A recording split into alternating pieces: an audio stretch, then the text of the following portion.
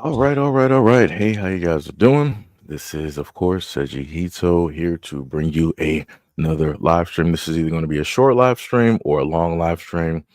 I'm not specifically sure, but I do have at least 1 to 2 videos that have a decent length directly to them. So we'll get directly into that. But the first thing that I wanted to start off on is the image that you see directly in front of you.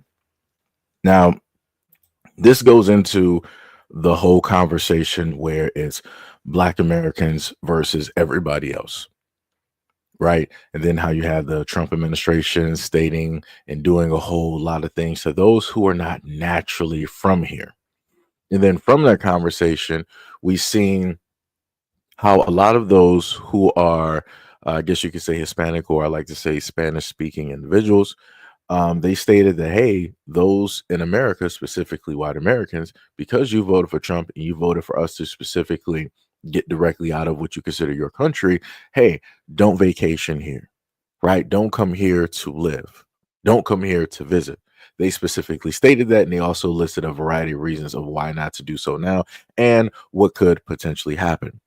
So, off of the trail of that, I was online today, getting some stuff together so that I can bring it directly to you. And I happened upon this post. This guy said, to all FBA, don't try to go on vacation to our islands. Go on vacation from state to state in the United States. Love my Caribbean people. Bet they will go on the low to our islands and have fun too, then come back and talk ish, right?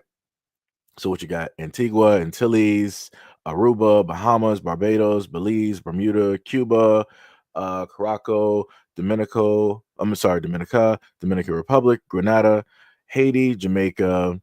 What is that? Martinique. You got Puerto Rico, Saint Kitts, Saint Lucia, Saint Vincent, and Trinidad and Tobago. Right. So you have all of these places that this guy's like, hey, these are, all of our spots. UFBA people, you stay directly over there in the United States. I want people to realize, yo, what's up, Hack?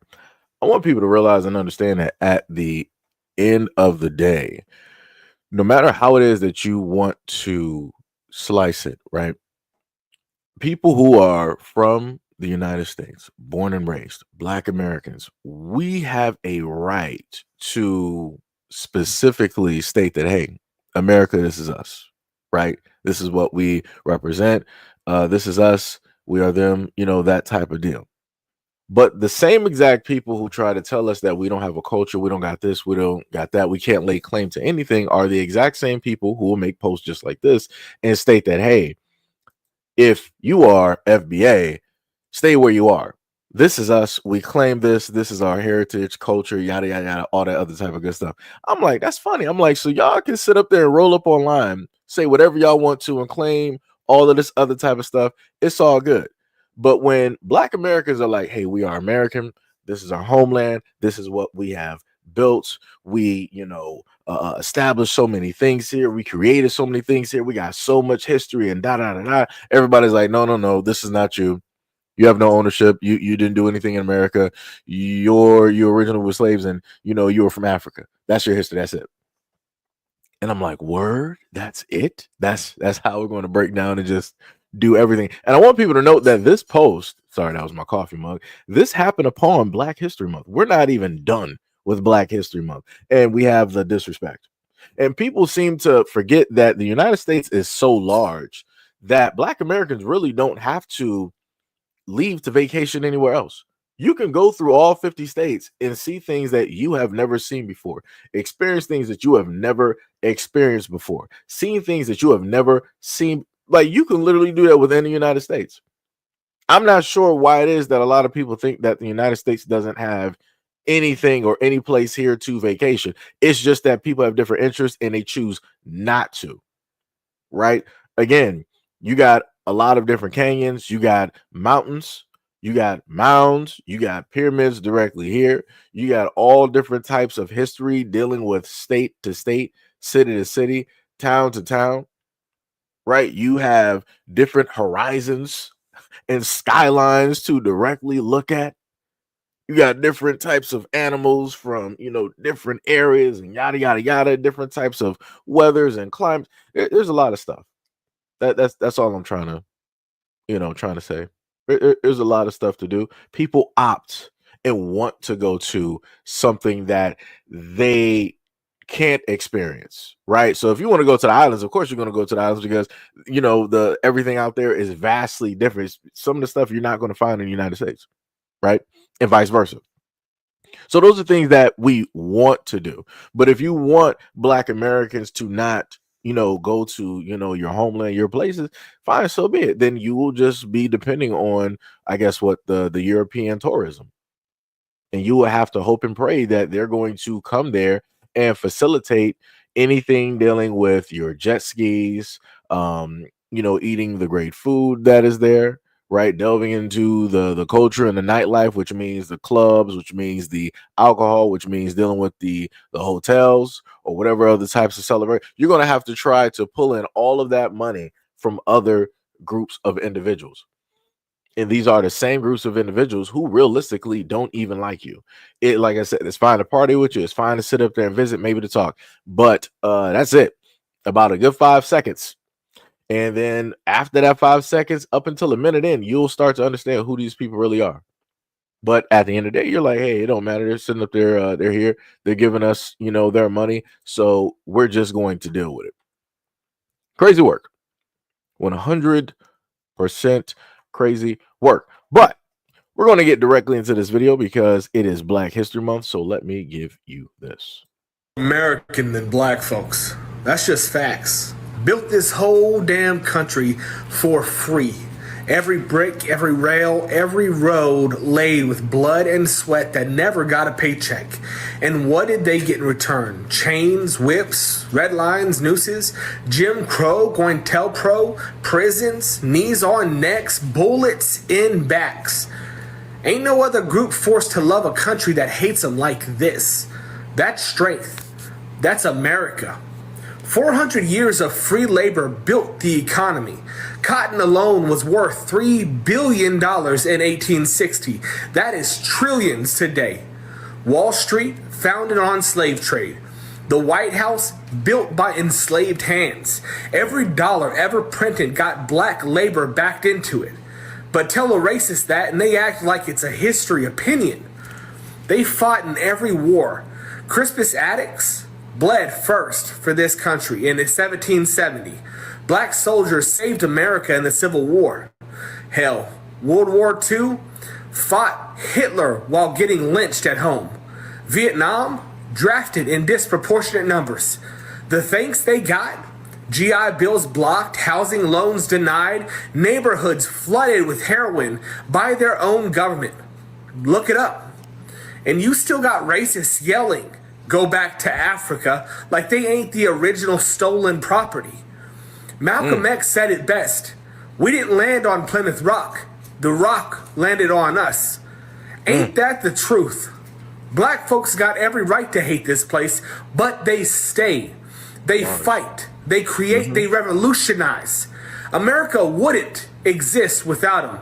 And it damn sure would collapse without them. Bars. That's 100% bars directly from the man. Now, let me respond to a comment. The bridge said, SEIJIHITO, you're acting as if America has never messed over other people, countries. You are not the center of the world. What are you even talking about? What are you talking about? I'm literally talking about Black Americans and specifically how it is that others out there want to speak directly on us. What it is specifically that they want to say about us when we're when we're clearly making a vocal stance, right? Because everybody said that, oh, Black Americans, you guys, you don't have any culture, you don't have your own language, you don't have anything, right? We're just here. We're just, in a sense, some type of random parasite that just showed up here on the planet, and we're just trying to lay claim to everybody else's stuff. That's how everybody else makes it seem in their conversations. That's how the Europeans, the pagans, the Christians, right? Who came directly over here and stole the land from the indigenous Aboriginal people. That's even how they try to make it seem. But for whatever reason, when you want to make a response and write in the comment section, you want to make it seem as though I'm making it seem like, hey, you're acting as if America hasn't messed over other countries. If America has messed over other countries, you better take that up with the white folks. That has nothing to do with black people. That has nothing to do with black Americans. That has zero to do with us. Take that up with the power structure, the same power structure that black Americans have been sitting up here fighting for since the beginning, basically. Struggling, striving, fighting, surviving, doing everything possible just to have what little bit it is that we have. And even what little bit it is that we have, everybody else is coming over here trying to lay claim and trying to take it. So again, I don't specifically know what it is that you're even talking about. Like I said, this comment is directed towards the bridge. I don't even know what it is that you're even talking about. I'm not even sure specifically what you're even trying to convey realistically with that comment. I'm just gonna be real. Just gonna be real. But shout out to Hack, Tania, Kiza, Miss Gray, Golden Brown, Natasha, Bangani, what is up? What is up? What's up? And Master of Magnetism, aka Eric the Red, aka Magneto. What is up? What is up? What is up? What is up? What is up, Dario? What is up? Natasha said you need to honor your broken promise, your betrayal. Oh, you talking about the government. But yeah, everything that this guy said with the glasses, everything that this guy said in the video is correct. Black Americans have a deep rooted love and hate relationship when it deals with the United States. And it's very unique. Nobody else can, realistically lay claim to that at all. Or, nobody else is going to talk about this repeatedly at all. It's just the simple fact that whenever we want to talk about our experiences or the experiences of our grandparents or our ancestors, everybody else is trying to tell us to shut up, which is crazy work. Because when other groups of people want to specifically talk about their history or whatever it is that they went through, nobody is around. Black Americans aren't telling everybody else to shut up. We're not in everybody else's business. We pretty much mind our own. Whenever it is that other people want to specifically talk, let's say it's the Irish or the Scottish, right? They want to talk about they were slaves and da da da da. As long as you're just sticking directly to you, you're not trying to make a comparison, we don't care.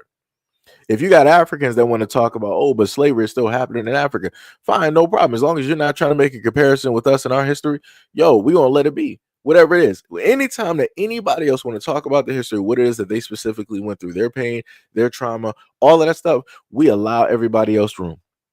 We allow everybody else to make and have their own stage, and we're not trying to add ourselves directly into that. But whenever it is that it's Black Americans specifically speaking about our traumas, about all of the negative emotions and everything else that we have faced, whenever it is that we've always had an uphill battle, that we've had to fight, that we've had to sacrifice, that we've had to do everything possible just to survive and live here and just to exist, everybody else is telling us to shut up. It's very interesting how that works. And it's literally, you got the whole world telling Black Americans the same thing, but the whole world isn't telling every other specific group the exact same thing. Like I said, so there's obviously a difference in between Black Americans and everybody else. I'm just going to put that directly out there just to let that be known, Wait,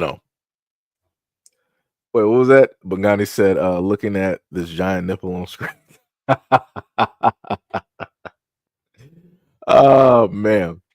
This is also going to fall directly into the exact same conversation, but it's a little bit different because this guy is talking from an experience, right? He's African. He's going to let you know that he's African, but he's going to specifically tell you the experience that he had with a Black American male. So let's pay attention.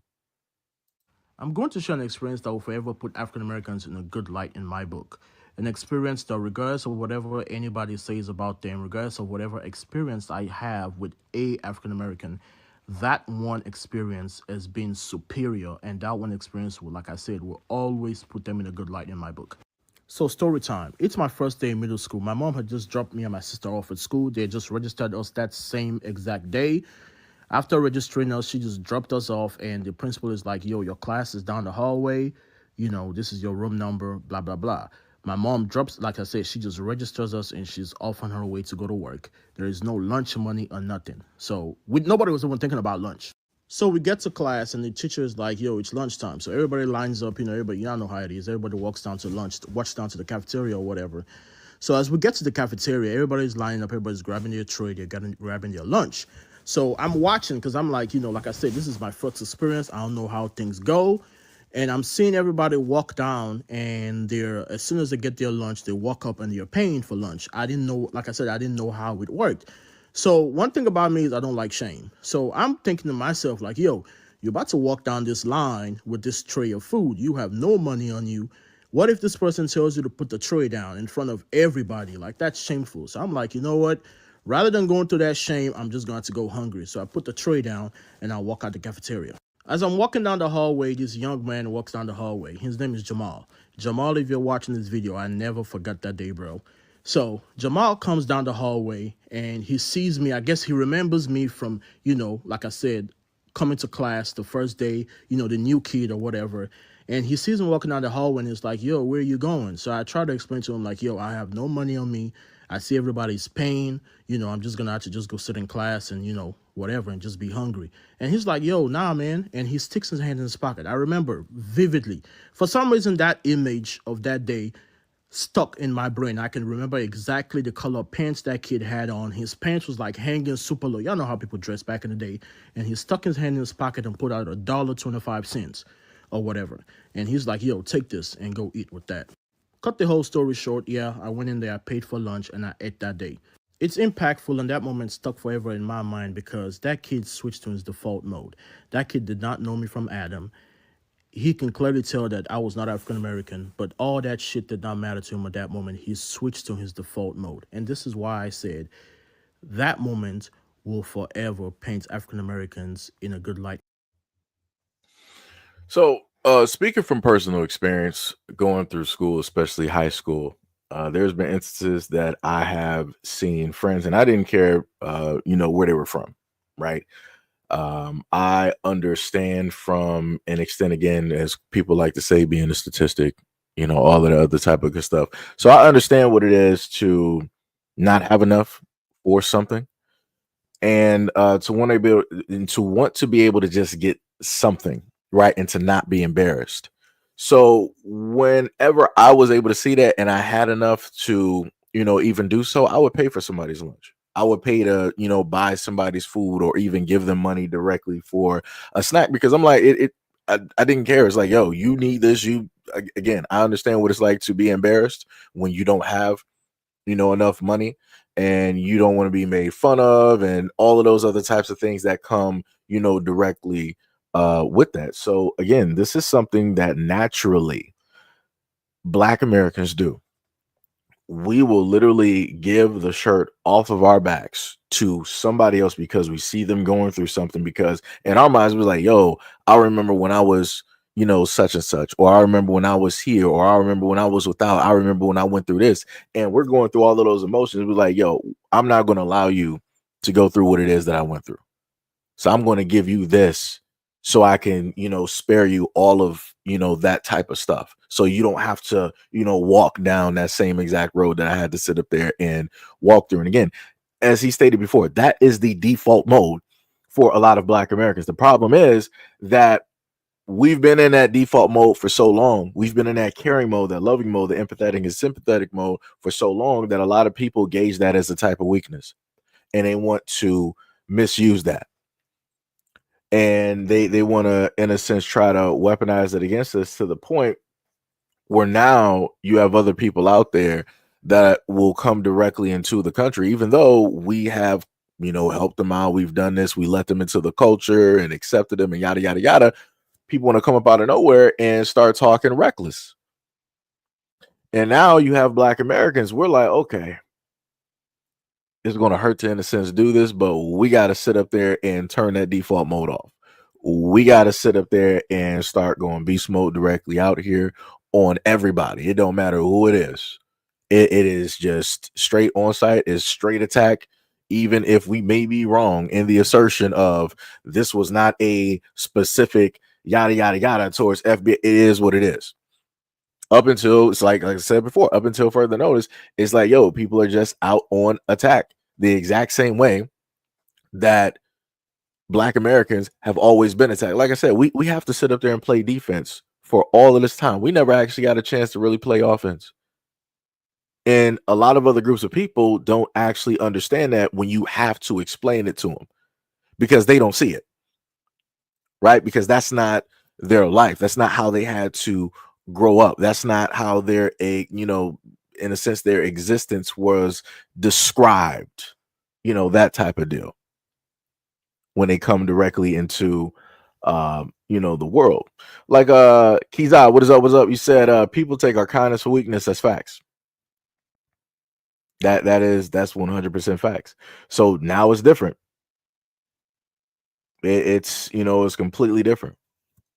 Also, shout out to the trolls directly in the chat. Much love, respect, and appreciation because without you, I wouldn't be where it is that I am today. You could be anywhere else that you want to be because I see some of the trolls directly in chat. I just choose right now at this moment not to really even acknowledge them. And then if you decide that you want to overly spam, then guess what? Either me or my moderators are going to get you up out of here. So, troll lightly. Troll lightly. That's the best way I can put it. Kiza said the love and kindness that we show to others, we're now showing to each other. Yeah, and realistically, that's the way that it should have been. That's the way that realistically it should have been from the beginning to, in a sense, instill a certain type of love, value, and respect to ourselves, right? And once you initially have that, then you're free to sit up there and give that to everybody else, right? Because you already got that battery. You don't need it from anybody else. You don't need the recognition. You don't need the respect. You don't need the value. You don't need the love from any other nationality or culture directly out here because you have it directly within yourself. So now you are that battery. You are that sun. Right. But up until that moment in time, like I said before, Black Americans don't really got the time or the energy or the luxury to go out here loving on everybody else. We realistically don't. And I'm not talking about people as individuals, because a lot of people like to do that. If you're an individual and you feel like you got all the time necessary, go out there, be great, go out there and do you. But I'm talking about as a group. I'm talking about as a culture. I'm talking about as a community. In a sense, as a nation within a nation, we don't have that luxury to do that. We don't got the facilities, as some would in a sense say, in order to do it. We just don't, and that's just the fact of the matter. We just don't. It's crazy. Ms. Grace said, "LOL, I want to be a moderator." I thought I actually had you as a moderator. I thought I did. Because I know some of you guys, I have you guys on one channel and not the other, and I have to, in a sense, fix that. I can't do that. Wait, hold on. Give me a second. Hold on. Wouldn't I? Because I think you're probably speaking from the second channel, if I'm looking correctly. Okay, yeah. Let me see.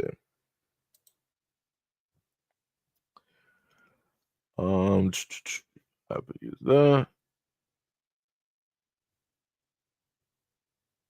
Oh, they got different settings up here. I did not know that. Your wish is my command. By the power invested in me, Miss Gray, you are now a moderator. So there you go. You are there. You are there. Armageddon was like, I want to be a moderator too. Hey.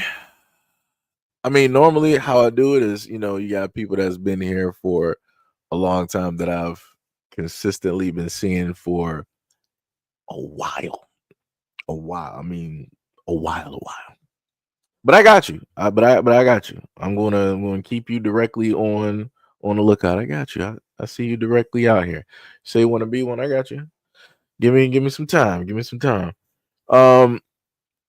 RB said, and I'm in no way disrespectful, diminishing the horrors of slavery and Jim Crow.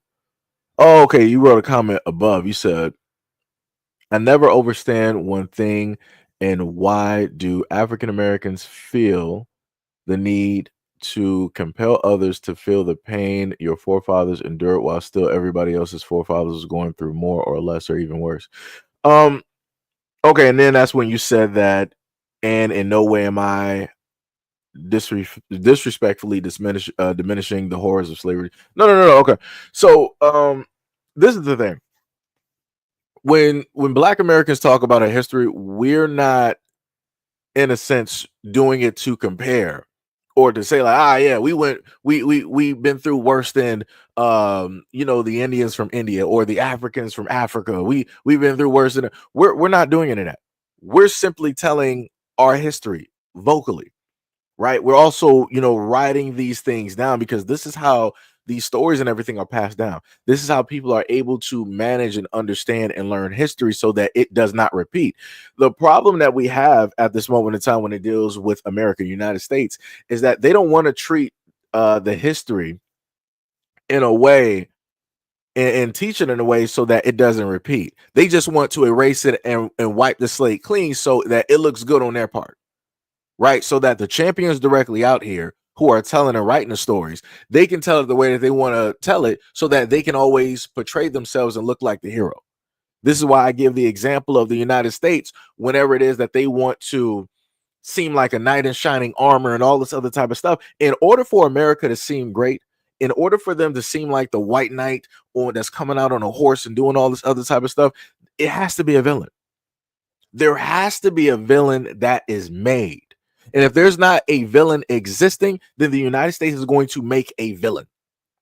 Like I said, think about quote unquote the Middle East. Think about all of this Al Qaeda and this and that and all this other type of stuff. If you go back to the 90s and the 80s and start looking at stories, the United States or the governments that be were working with these entities. They were empowering these entities. They were giving them weapons, ammunition, guns, all of these things at one point in time. They were considered allies. And then magically, the United States was like, okay, we wipe our hands directly of them. Let's just let this die down real quick. Let's try to scrub a little bit of information, make it difficult to find for, the average, person. And then all of a sudden, 10 years or 15 years down the road, bam, you got a brand new villain. Al Qaeda. What was that back during the Bush administration? During 9/11, it was Al Qaeda, right? That was the main thing. That was the main villain. Right. And it was a war on terrorism. And they literally told you on national TV that we were fighting a war against an invisible enemy. Huh? How does that even work? So what? You're fighting thin air now. You're fighting imaginary beings. You're fighting ghosts of Christmas past. What are we actually fighting here? Nobody could literally tell you. Nobody could actually definitively give you a definition of what the enemy is that we are fighting and trying to save the American people from. They couldn't, and still to this day they couldn't, because there wasn't one. It was something that they decided to make up in order to attack another group, in order to do certain types of things. So again, it's the exact same thing. You have America making its own history. You have America always writing themselves to be the hero and everybody else to be the villain. Or if America is the hero, then they have to be out there saving a damsel in distress. So this is America going to Haiti. This is America going to South America. This is Haiti going over there to what? Africa, and so on and so on and so on. Every single time, somehow, some way, they're always the hero. Even though they're the causation of whatever took place. Case in point, go look up, if anybody wants to do anything, go look up the history of Hawaii. Go look up the kings and the queens that they had there. Shout out to King Kamehameha. Anybody that's a Dragon Ball Z fan, that's where the Kamehameha, that's where the name originated from. That's where Akira Toriyama got that from, because that was a king that was there in Hawaii. They had a whole lineage, a whole family. But you know what the United States did? As the villains that they are, aka the heroes, they went there and caused a coup, basically destroying however it is that they were running, their islands, and then they took it over. And then, what the United States did after they took it over and had it for so long, they were like, you know what? We got your population down to about 50-50. It is what it is. In the 90s, what we're going to do is we're going to come up with this apology. And we're going to let you know that, hey, we were sort of kind of wrong. We did this for such and such reasons. It is what it is. Let's be friends and shake directly on it. and look at Hawaii's population now. Look at the people who own the land now. Look at what has specifically happened to Maui and the indigenous people there of Hawaii, and how it is that the powers that be, by way of help of the United States government, are actively trying to strip and take away the land from the indigenous people of Hawaii. Ain't that something? But yet America is the hero, right? It's amazing. It's amazing. I'm trying to really figure out when was the last time that America actually saved anybody. I'll wait, because if anybody wants to, really try to fact check that, when was the last time that America actually saved the American people from itself? I'll wait. It's going to take a long time for somebody to find something directly on that one, because at this moment in time, and I'm talking about American people as in everybody here. So when I look at state to state, city to city, town to town, and I'm looking at people ODing, I'm looking at all of these narcotics getting strewn throughout the streets, I'm looking at zombie lands. When is the last time that the American government, no matter if you're Democrat or Republican, has actively saved the American people?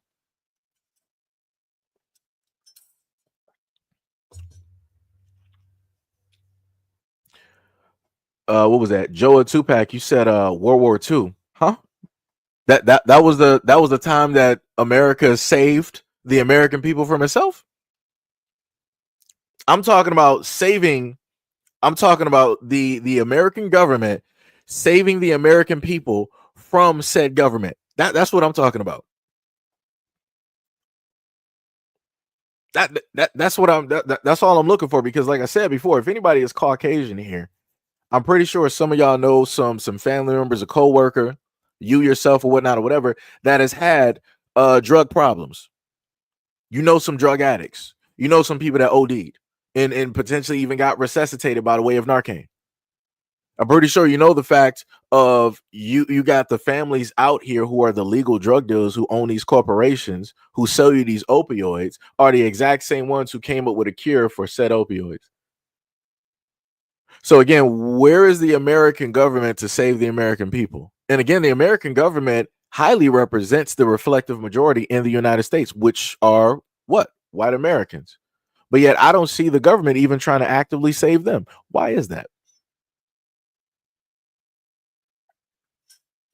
And that's my question to anybody that's in the background that's just sitting and lounging that's white. Why hasn't your government done anything for you?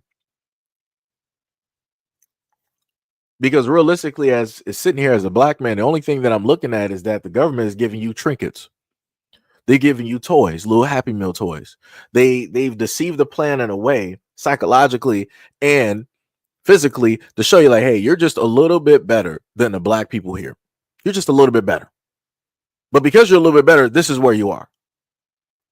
Right. And that's what the ruling class has done to white Americans. But it's like they just don't realize it. They don't see it. They don't want to understand it because they have the title as, in a sense, being better. And that's where they feel that they are, which is the wrong way to actually think about it, which is also, chess wise, how it is that you're screwing yourselves over.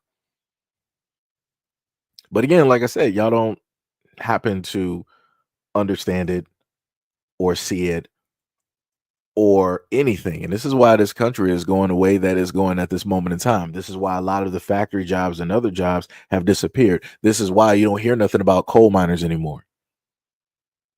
Because the politicians who are white that were in office, that are representatives, no matter if you're Democrat or Republican, that you decided to vote for, they took all those jobs away. They took your ability to do standard issue hard work. I'm pretty sure back during the time that you had coal miners, you could have had young dudes in high school just rolling up in there, learning how to mine, because they're learning from their grandfather, they're learning from their uncle, they're learning from their older brother, they're learning from their father. They might be learning from Tim, the mailman, or some shopkeeper. They had whole bunches of men.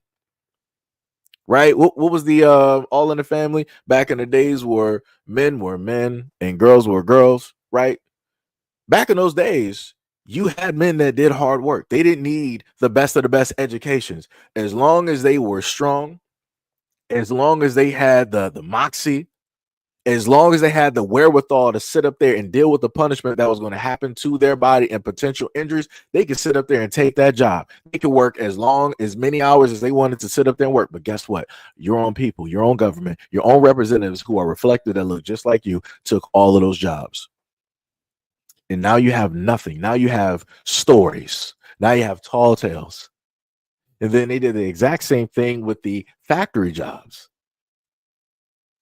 And now pretty much everything is going to be running by AI and robotics, where robots are going to be making themselves, where AI is going to be writing itself, therefore eliminating the need for hands-on by human beings, which means that people are either going to have to really sink or swim. And I mean that.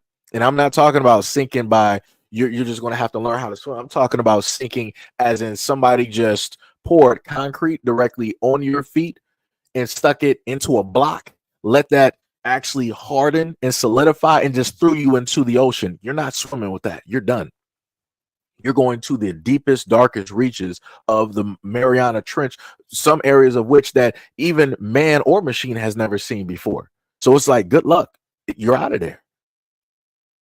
A lot of people are going to be thrown directly into poverty because of everything that is transpiring and taking place at this moment in time. But like I said, shout out to the white Americans out there that enabled this and that want this to take place and happen.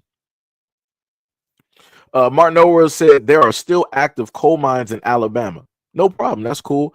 But let's do a comparison to the height of coal. Would it even be a comparison? Nope. We can even say the same thing with factory jobs. When factories are really running, you have factories really still going strong in the 80s and the 90s.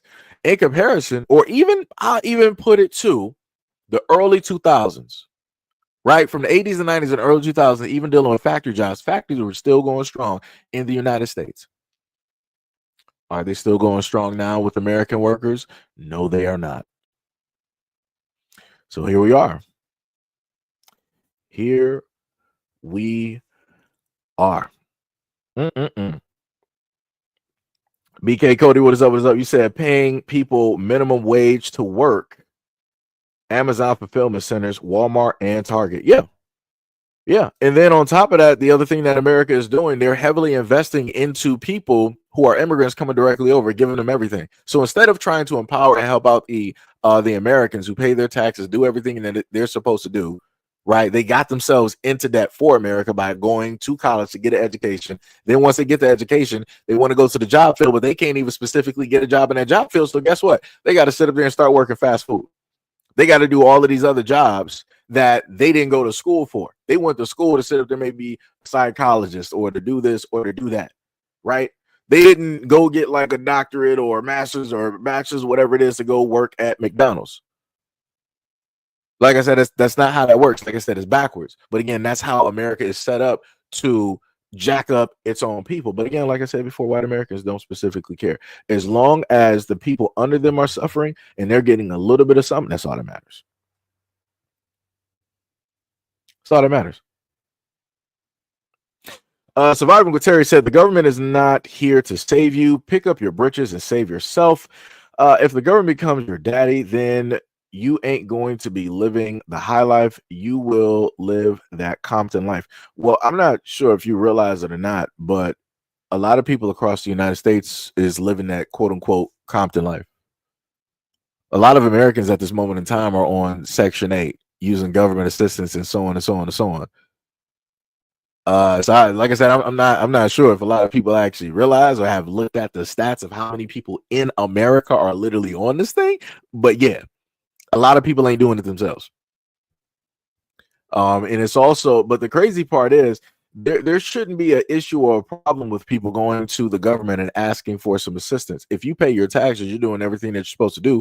You fall on hard times, like you got, let's say, your job fired you, right?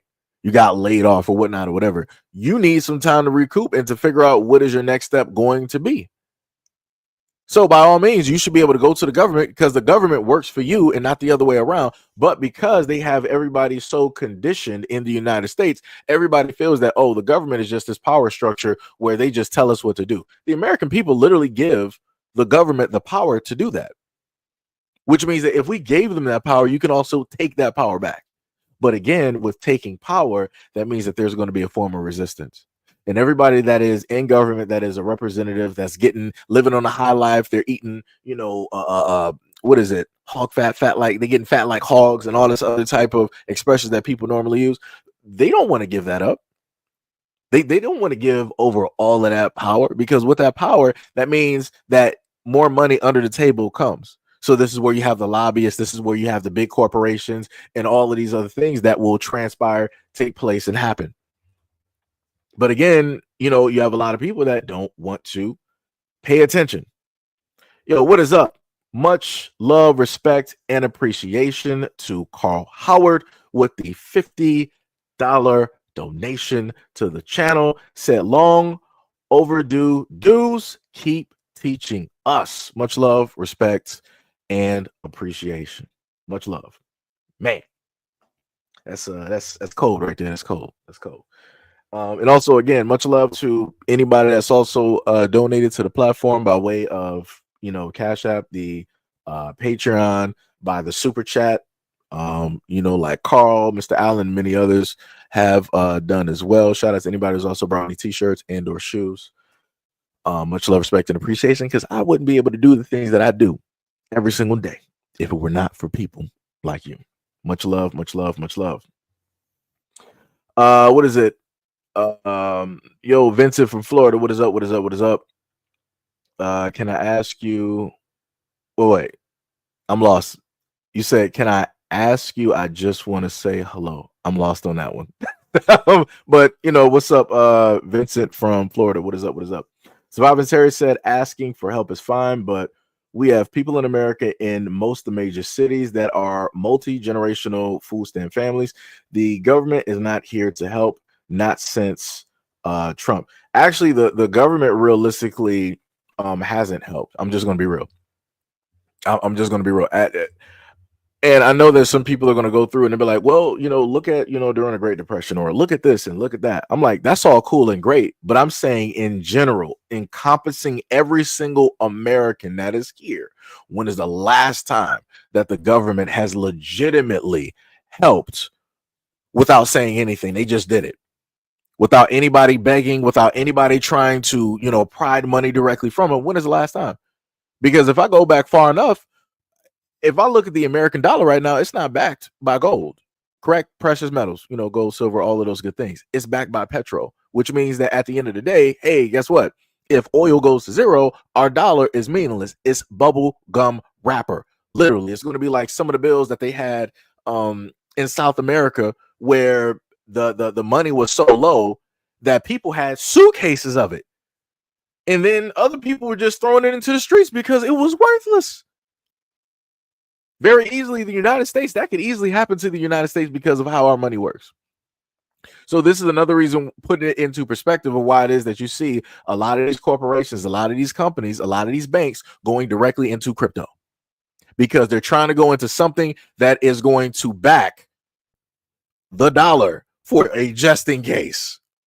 Because you got what have the economists always been saying? Hyperinflation. There's a bubble dealing with the dollar. Soon enough, that's going to burst, and all of these other types of things, right? So we have to consistently try to battle and directly deal with all of those things taking place, on top of the fact that the dollar is backed by oil instead of gold or silver, which is precious, which actually has a natural value, something that will always retain that value no matter. This whole world can go into the dark ages. If you got gold or silver or copper, some precious metals, you'll always have money.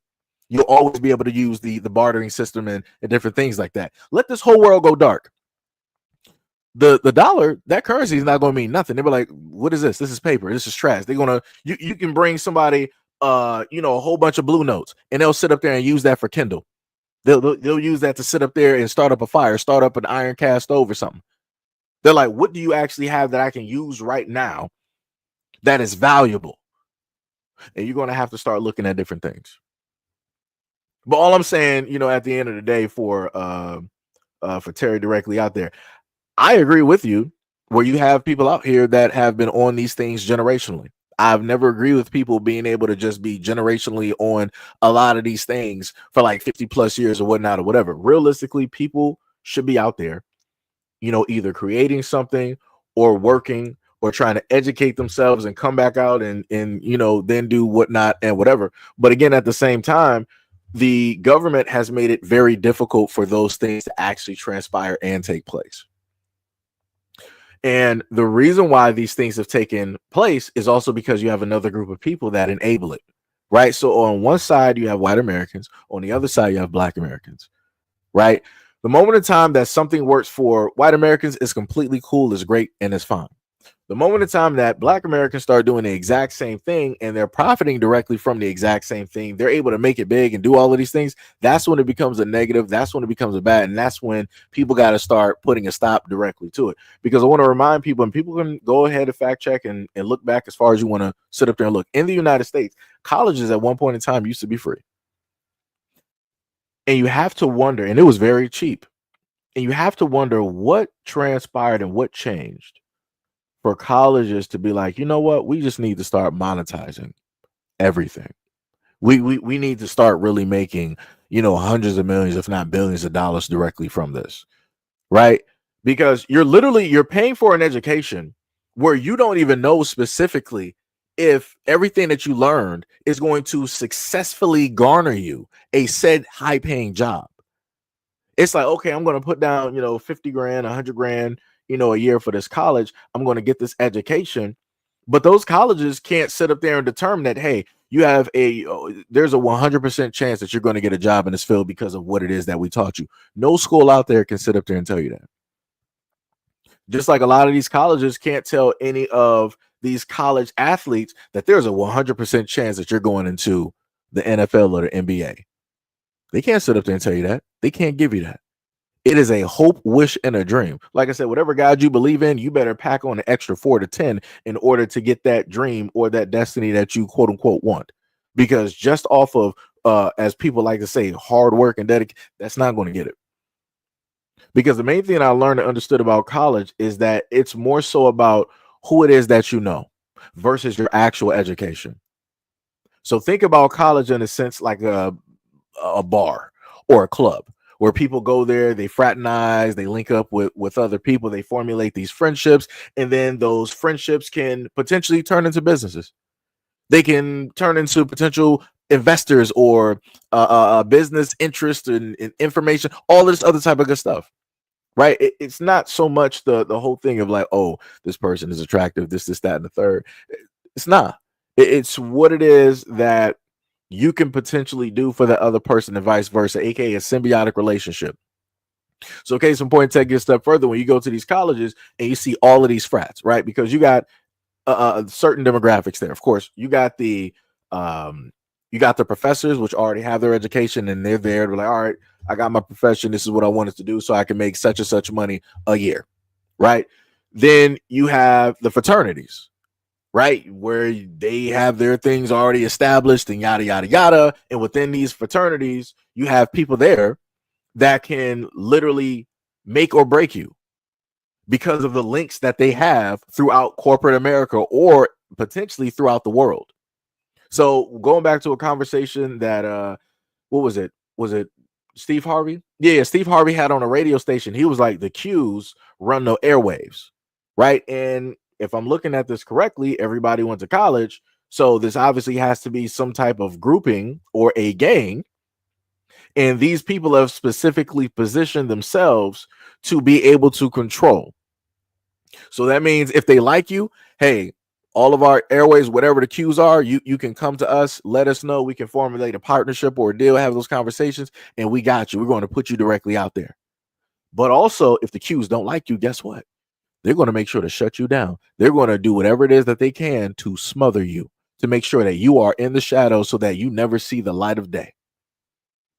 That's in a sense what a lot of these fraternities are. This is what this is. These are the areas. If you really want to make it in life, you join a fraternity. You go through the hazing, you do this, that, and the third, so that you can go through that first door and get what it is that you feel that you deserve, what you work so hard for.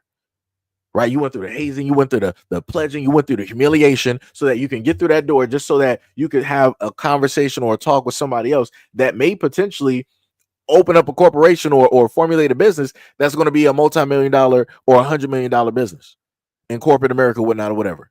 And the staff is like, oh, yo, we were, pledges back in the day. We went through all this other type of stuff. Oh, yeah, I remember you. Yeah, we still, yeah, I got you. I can offer you a job here. I can get you a seat directly at the table. So then the second position would basically be everybody else. I never pledged, never been to a fraternity. I made it through, community college doors, and that was it. Amongst everybody else, we would have to basically work. We would have to strive. We would have to struggle. We would have to grind. We would have to do way more than anybody else that has to pledge for a fraternity. Like I said before, there are a variety of different fraternities directly out there, or as I like to call them, in a sense, gangs. Because again, there are hierarchies and yada yada yada and all this other type of good stuff. And the reason that I say, just in case somebody wants to, get offended, just the reason why I say gangs is because I ended up seeing quite a bit of posts. I think, what were the colors? I think it was like turquoise and pink. It was for the female fraternities. What is it called? Sororities. It was for the sororities, right? Specifically dealing with the black sororities. Every fraternity or sorority, right? They have their own colors. And if you're an ordinary person, let's say like me, and you happen to wear these, you're not even trying to say that you're in these fraternities. You just like the colors. You have people literally that are of those fraternities or those sororities sitting up there getting angry and mad online, or trying to sit up there and question you, like, yo, what are you doing with those colors? Like, those colors belong to such a. I'm like, yo, y'all, like, that's some gang type stuff. So again, this is why I say gang type of mentality, when it deals with that. Butter Apples said, what are we talking about? Technically, at this moment in time, the conversation went completely somewhere else. Because I was originally talking about the video of the experience dealing with this African gentleman here, and his experience of being in American schools, and going through what it is that he went through, and how it is that a Black American male helped him out. And he was saying that because of that moment in time, it was like, hey, I will always see Black Americans in this type of light, right? And I can't see them any differently because of the experience, because of what it is that somebody, in a sense, did. And then from there, the conversation went, a few different places, right? Wait, what was that? I don't even know what that is. All right, so now, let me to try to keep on a certain type of path. Let's just go, because we're talking about jobs. So I'll go to this video here. Job with a lot of upside. This is my weekly series called The Next Uber, where I feature 3 companies that were funded every week that are also hiring, offer equity as part of compensation that I would personally work at, coming from the perspective as a former VC who used to evaluate literally thousands of companies for a living. And I do this every Friday, so follow along if this is interesting. And I'll probably start doing it more frequently, just because people are requesting themes like remote work or biotech or whatever. So it's coming. The first is a company called Lingo.dev. They do something really clever, which is that they help apps translate their front end to a bunch of different languages. The reason why I'm excited about it is because we've seen a ton of companies tackle this in this space specifically for videos, like YouTubers, which immediately expands your audience, and they're doing essentially the same thing, but for apps. 2 is a subtle signal that I personally look for. We actually share an investor, so this is biased, but I love these guys. The former founder of this firm is now president of YC, and so whenever I see them fund a YC company, I always kind of pay extra attention. Next is a company called Abridge. They raised $250 million this week. They do AI note-taking for clinicians. The reason why I'm excited about these guys is not only are the funders amazing, Elad Gil is a very well-respected angel investor, but from my experience from talking to my friends who are in healthcare, doctors, etc., selling into hospital systems is incredibly difficult and very bureaucratic. These guys have over 100 clients, including some very difficult hospitals to sell into. And last is a company called Dorsia. If you live in New York like I do, I've heard about these guys a lot as a consumer and was actually blown away to see how well they're doing also as a company. Dorsia essentially is a marketplace where consumers can get very difficult to get reservations, but they have to promise they spend a certain amount at the restaurant. Therefore, it is incredibly expensive, which makes sense why they're doing so well as a company. Earlier this week, they announced that they had raised a combination $50 million seed and Series A. They had tripled revenue in 2024. They have 125,000 members, 50,000 on the wait list. Pretty incredible. And the reason why I'm so bullish on it is marketplaces in general are considered very good businesses because they don't hold inventory. They themselves are not running the restaurants. They simply get to take a percentage of every transaction. It also looks like they launched a membership for $175 per year, which is going well and brilliant because it's basically pure margin to the company. And if you're interested more, I'll put this in my story or something, but my company actually puts together a newsletter of all the top fundings every week so you can see the full list. Right. So that's going into the whole thing, following a conversation dealing with, the economy, jobs, college, and, different things like that. So the main thing I want to tell for a lot of people out there, if you are struggling or going through certain things, maybe it's a little bit hard for you to find a job, start up a t-shirt company. You have print on demand, of which it is pretty much hand free. You just have to come up with a design, or you can pay somebody on Fiverr, $5, $10, $15 to come up with a design. And then all you would have to do is post it for free on social media. Or if you want to take the extra step, you can post it to somebody, let's say, who has a big following, offer like, hey, for a post, on such and such on your channel or your page, offer up, let's say, 10, 15, $20 to the person. And usually most times people will sit up there and post it with no problem. This is another way for anybody out there that's listening. If you happen to have a platform with a large subscriber base, that's another way to basically monetize your subscriber base. So even if you may not, right? Even if you may not be monetized by way of the multitude of platforms directly out there, you can use whatever subscriber base that you have to, monetize and further, get directly to that as well. So again, you can, monetize your X account, your IG, YouTube, your TikTok, whatever it is. On top of that, you can, again, do t-shirts, hats, different things like that. You can also do AI digital art. You can also sell things from home. Again, you got Etsy, or if you're able to make things from home, you can do it by way as well too. So again, I'm just, trying to add some more things directly onto this that people can also do as like, a side hustle, different things like that on top of, things that she listed, right? So let's continue. That Black-owned businesses, on average, are more profitable than white-owned businesses. They declare a profit more often than white-owned businesses, which is really a good thing. And the question is like, wait, but why are they actually forced to be more profitable, or are they being forced to be more profitable?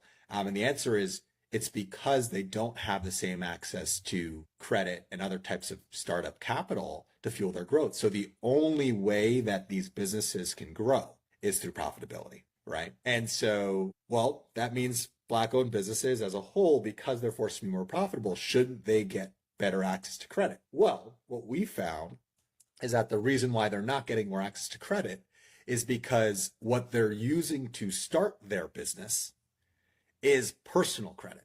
They're tapping into $10, $15, $20, $50,000 worth of personal credit in order to get their business, right? By starting and using their personal credit to get their business to a point where it's profitable, it actually in turn drives their credit down.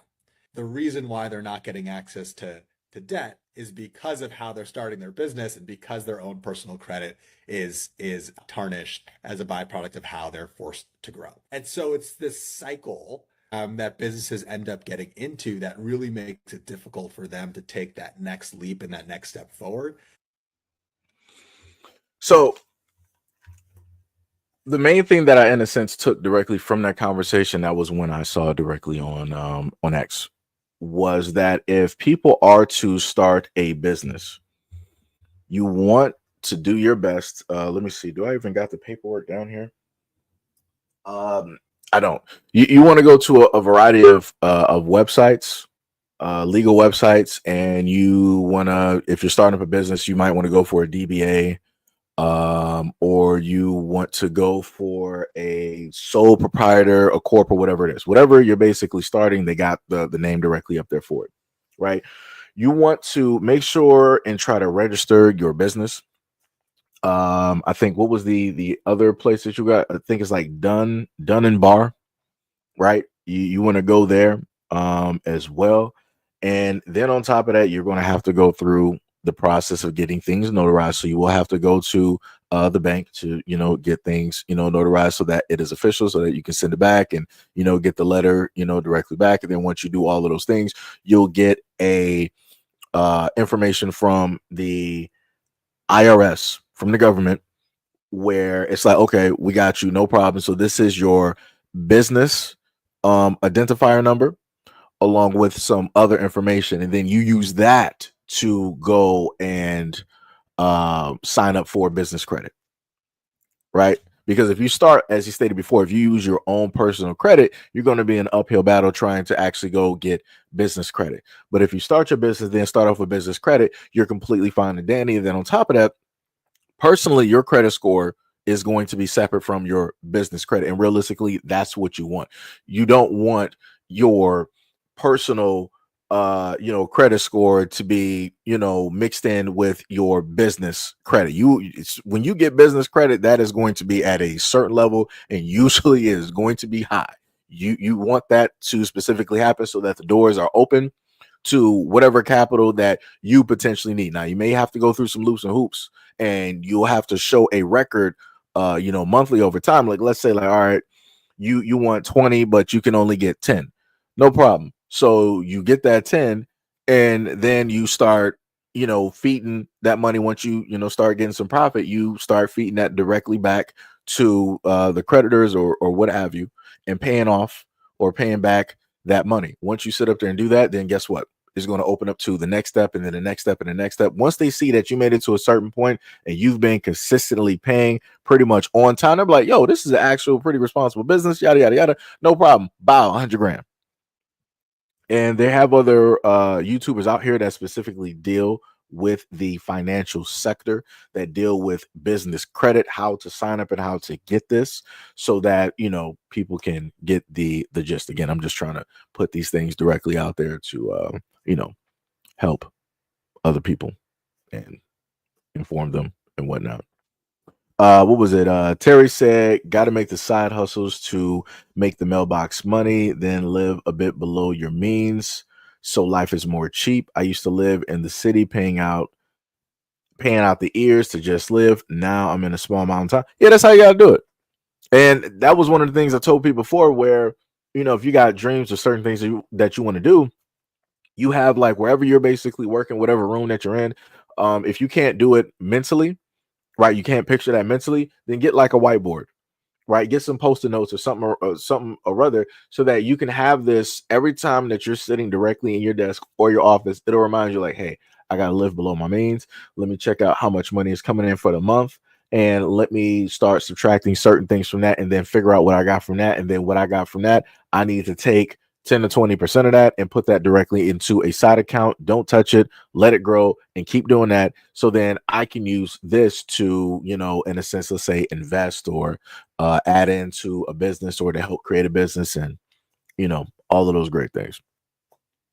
So again, this is just coming from a content creator, and, just trying to list, certain things that I've done, and in order to, try to facilitate, certain things, just trying to do that, trying to put, some different stuff directly out here. Now, the next two videos are going to be a little bit different. And this is why the title of the video is, people have to pay attention. Again, a lot of these videos, gave a little bit of information here and there about certain things. This one will be more so about the women, in a sense, but technically it can go for anybody realistically. But of course, we're looking at the visuals, so it's going to be women specifically here. And for a lot of women out there, that I don't care if, like, you're a hair tech, nail tech, if you do makeup or whatnot or whatever, you need to be very careful. You need to be very cautious, because you will have people out there that can potentially try to set you up. They may have nefarious things going on in order to try to get at you for whatever reason. And I also want to note that even online, when this video first appeared, both videos, you had people that felt that this was a skit and they felt that it was fake, but I'm going to later prove why more than likely it wasn't. But let's watch. But you on your phone talking about me. I don't see nothing. You can open your phone.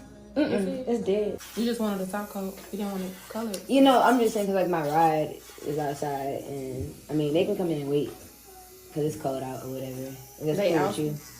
They outside. Yeah, like. What you mean outside by the door? Yeah, like outside. Like outside the house, like we inside. Ain't got no heat. Girl, what the hell? Finish doing this part and I have you to go wash. And I have you to go wash. You can let him in. I'll let you let him in. Pick your boys. You for real? You serious? Yeah. Why is it two people coming to pick you up? And why they both trying to come in the house? Because we finna go somewhere. Now pay attention to them. The girl that's getting her nails done is at the nail tech's house, right? And this is also something else that somebody brought up in the comment section. And I do understand for a lot of women that, you may not have the capital or the means to get a brick and mortar spot. So you got to start directly from somewhere, but you also got to know that there are a lot of potential dangers that come specifically with that, especially with people knowing where it is that you live, who specifically is in the house or who is not in the house, and different things of that nature. Like the nail tech stated, you got two guys or two people directly outside of the house. Like, why are they outside of the house? I've never, at any point in time in life, I've never been at a point where I've seen a woman get picked up and there were two men waiting there or two people waiting there. That doesn't make any type of sense. Why would you need two people to come pick you up? There should only be one person pick you up. Realistically, I'm just going to be honest. Realistically, it should only be one person. But to a further extent, it shouldn't be nobody pick you up because you should actually have your own car. You should be able to drive, or you could just sit up there and call an Uber. But again, awareness is key and people got to pay attention. So let's continue. You cool? Are they in a how is you cool? How is you cool? Yeah, I did. I tried. I got it now. That's what I never uninstalled it on my phone, but it would. Watch them, and then after that you can open the door for your friend. Okay, cool. You turn the light on.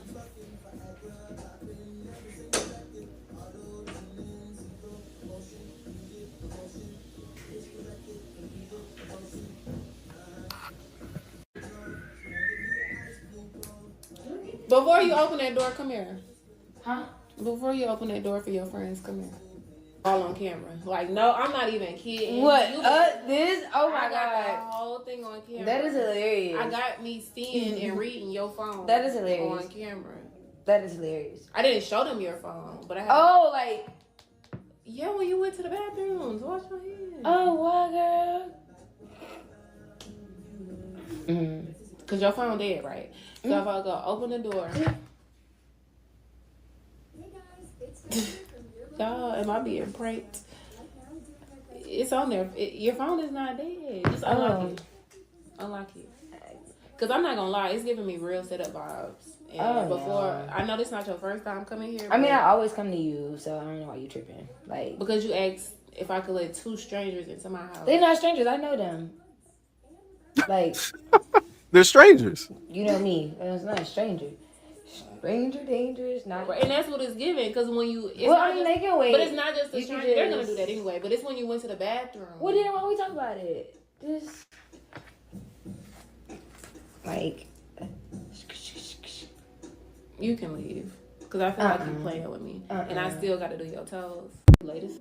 You came to me numerous of times. You prepaid for your appointment. Listen. Looking at the cameras. Listen. You got two people at the door.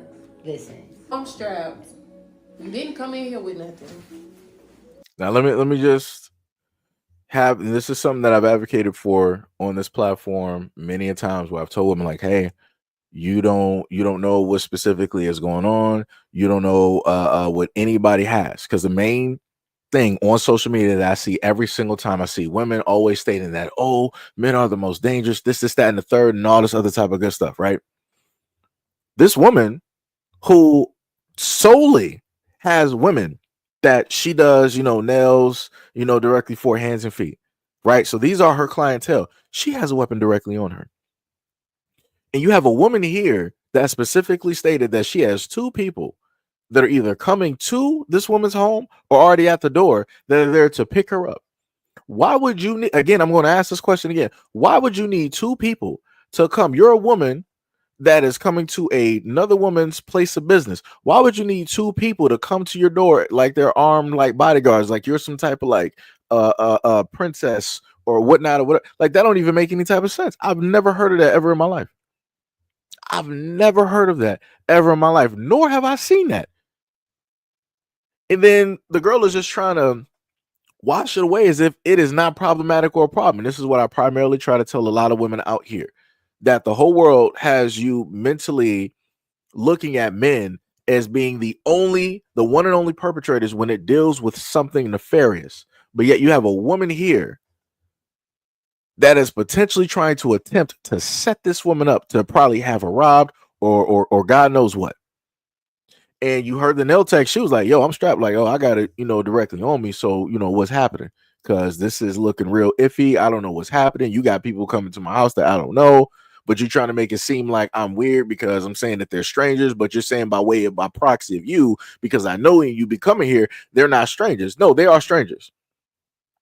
They are strangers because, again, I've done several stories on this channel before where young men have decided to invite a woman over to their house who was the main part, the accessory of the setup. She would come directly to the house, chill with the guy, relax, and then immediately disappear or whatnot or whatever, or go open the door, or the guys that she came with would, come bust through the door and they would rob him and take that dude's life. But like I said before, people ain't paying attention. Let's continue. I'm just trying to make it make sense. Because I think you overreacting. I think you need to smoke it some because you is on edge. It's getting late. My nails look good. I already prepaid you like you said. But why do you have two people at the door if I still? We're finna go somewhere. I have to still do your feet. Well, you What's up, Brandon B. World? What's up, Tippy? You ready for me to go. So that's the thing. That's what I'm saying. Like you making me paranoid. Cause like you in my house. I know you make me paranoid. Like I'm the guest. Like Southern hospitality. Like you know what I'm saying? Like I feel like maybe we should just end the appointment, and I think you should just come back. I think you should just come back when you can abide by my policy, because you got people here. That's in my bio. Girl, you doing all of that head motion and stuff. Like, that's what I'm saying. I don't know if we just playing, but look, you know me better than this. Look, like, you know me better than this. If you're going to do my feet, then... I'm not doing your feet. Then... I'm not doing your feet. You get... I'm not doing your feet. Oh? Yeah, I'm not doing your feet. Okay, well, I mean, I can do it when you free, like, by yourself. Yeah, I'm gonna go, because my phone's already dead. I mean... Your phone ain't dead. Her phone ain't dead. That. You keep lying, too. Like, that's the weird. It's dead. No, we clearly saw the screen was on. Okay, come on. Oh, I mean, where we going? We just gonna leave. Where we going? I'm getting up. I don't like all that.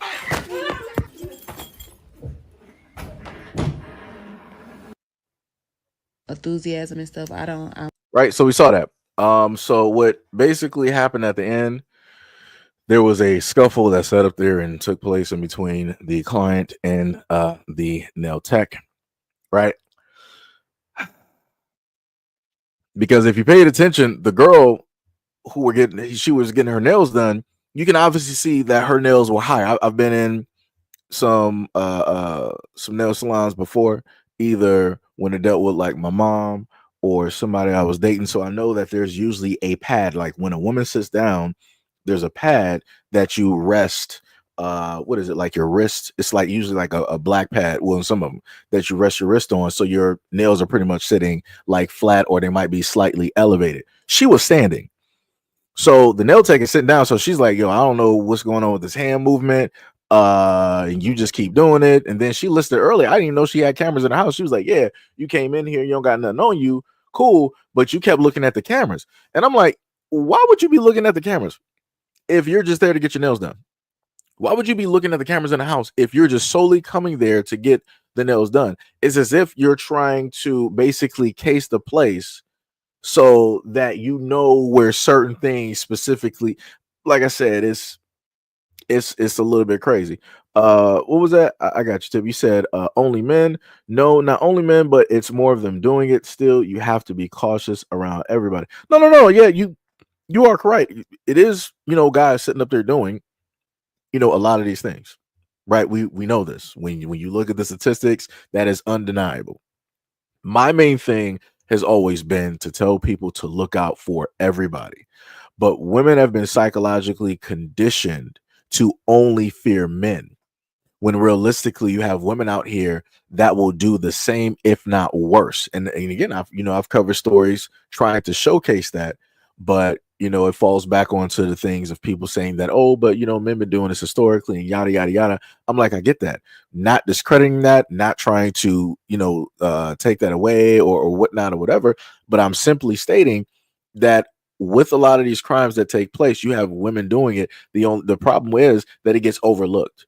It doesn't, get talked about. It doesn't get listed because primarily people are like single-minded and they're like, yes, only men. They're the only ones. They see the news, they see the newspapers, they see the headlines. It's men, men, men, men, men. If a woman does do it, somehow they will lighten the severity of what it is that, she did.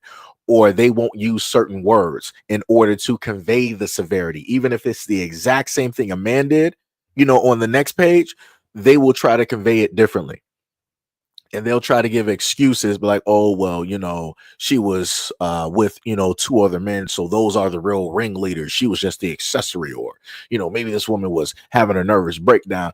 There's, that type of thing, that takes place. So, that's, what I'm saying. But in this clip here, this is going to be her. I'm guessing it was like IG or whatnot. And she was going through and explaining to people what specifically happened. It's the end of the night. Somebody said headlock. You ain't like that one, did you? Yeah, me and Tink, we're both Tauruses. It's like, I'ma spare you.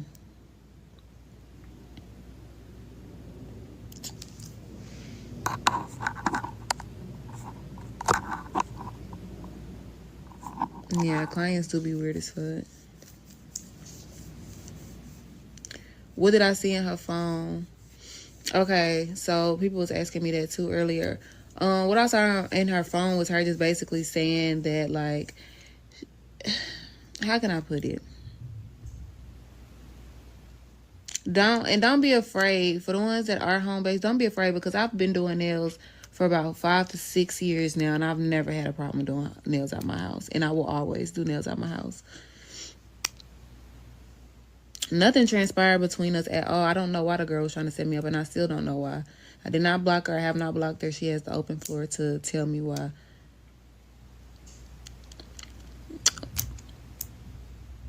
So anyway, and she had been a client of mine for 3 to 4 years. So it's not for people that's acting like they coulda, woulda, shoulda did this, that, and that. Oh, you should have had the blicky on the thing. You don't do, baby. Y'all act like y'all got the blicky in y'all lap right now. Y'all do not. And even when I'm working, I'm not.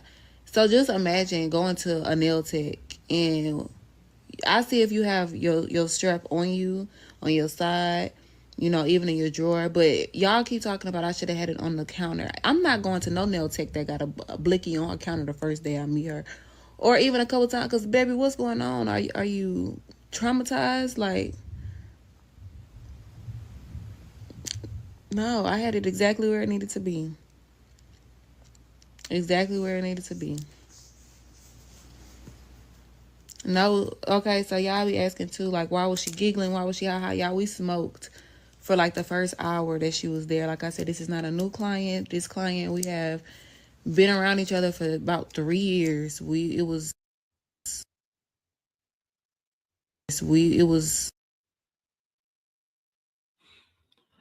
Yeah, like I said, I tried to do the editing as best as possible, but I'm sorry, y'all, my mama was calling. Yeah, people always say what they would do and what they wouldn't do. They don't know. But yeah, we was both goofy, giggling. I was just tired because it was the end of the night. Right, yeah. I told y'all what happened when the camera fell. Of course, yeah, I have classes.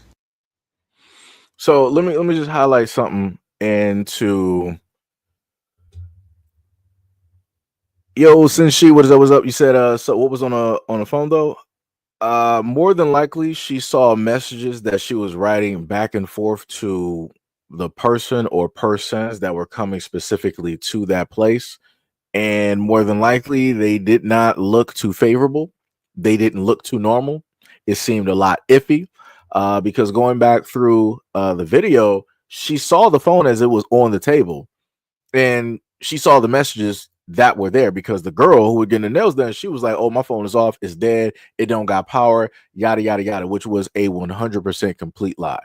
She tapped on the black screen, and at one point you saw the time completely show up. If the phone was dead, it's not doing that. And then on top of that, the crazy part is they got buttons on side of phones where you can press those buttons to cut the phone on. So like I said, she's playing with people's intelligence by just tapping on the phone, and you're only primarily using your nail when tapping on the phone. If you really wanted to tap on the phone and you got nails, you would actually use the actual print of your finger and slowly double tap on the phone so that the nail isn't the first thing making contact directly with the screen. But like I said, she was trying to play with people's intelligence by way of the nail tech and for everybody else that was able to view the video, because she's trying to make it seem like she's innocent, trying to make it seem like the nail tech is just weird, should nothing be questioned, yada yada yada. But this is the main important part that I want to specifically give, because I'm not sure if people caught it. She said that this is the nail tech here, she's been doing nails for about 5 to 6 years directly from her house. She said that girl has been coming to her, the customer, for about 3 years.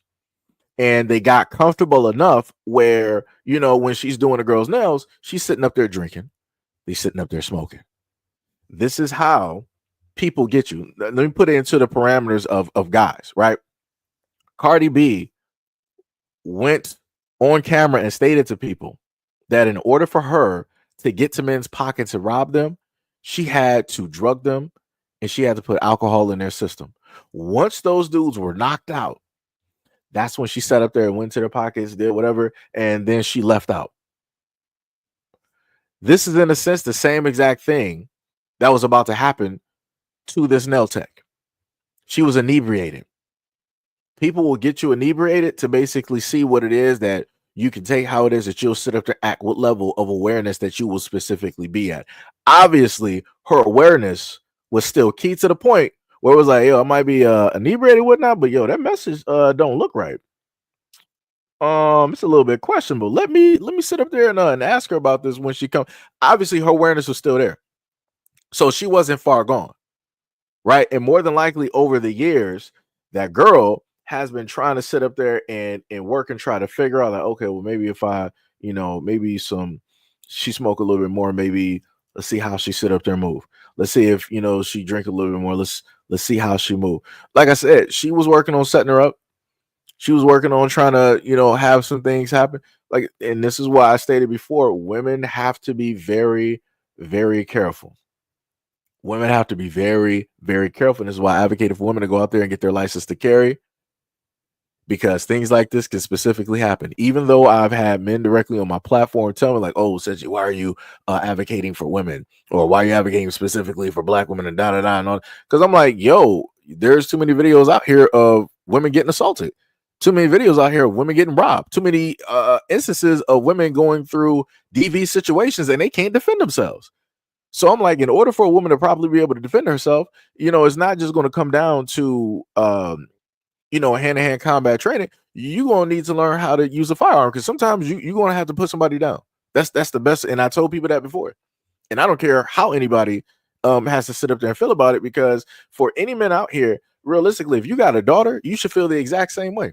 If you are a father, if you're a brother, whatnot, or whatever, you should feel the exact same way, because you're not going to be everywhere. You might not even be around to sit up there and protect her. What, you going to protect her in spirit? That's not going to sit up there and work. When two guys basically break directly into her house, then what? What you going to try to speak through the ancestors to try to? That's not going to sit up there and work. She's going to need something in this physical plane of existence in order to protect herself.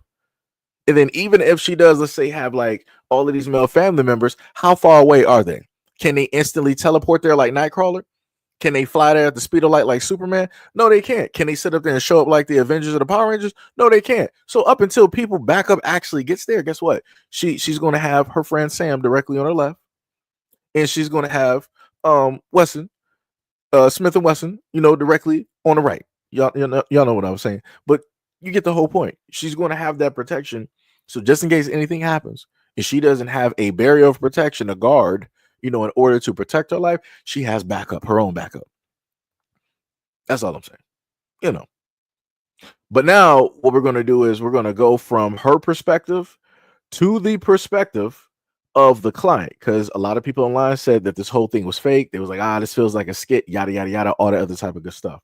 So now the client has come out, and this is what she has to state. It's like, I've been letting her do my nails. Like, we started. Let me just back that 4 up. years, like, I've been letting her do my nails. Like, we started. Listen, hold on, because my neck hurt. I had to get close so y'all could hear me. We started off with, like, ooh, let me practice on you, to, like, she eating down, right? Look at that. If I paid you $285, I prepaid you to do my fingers and my toes. I don't give a what you was feeling. My service should have been done.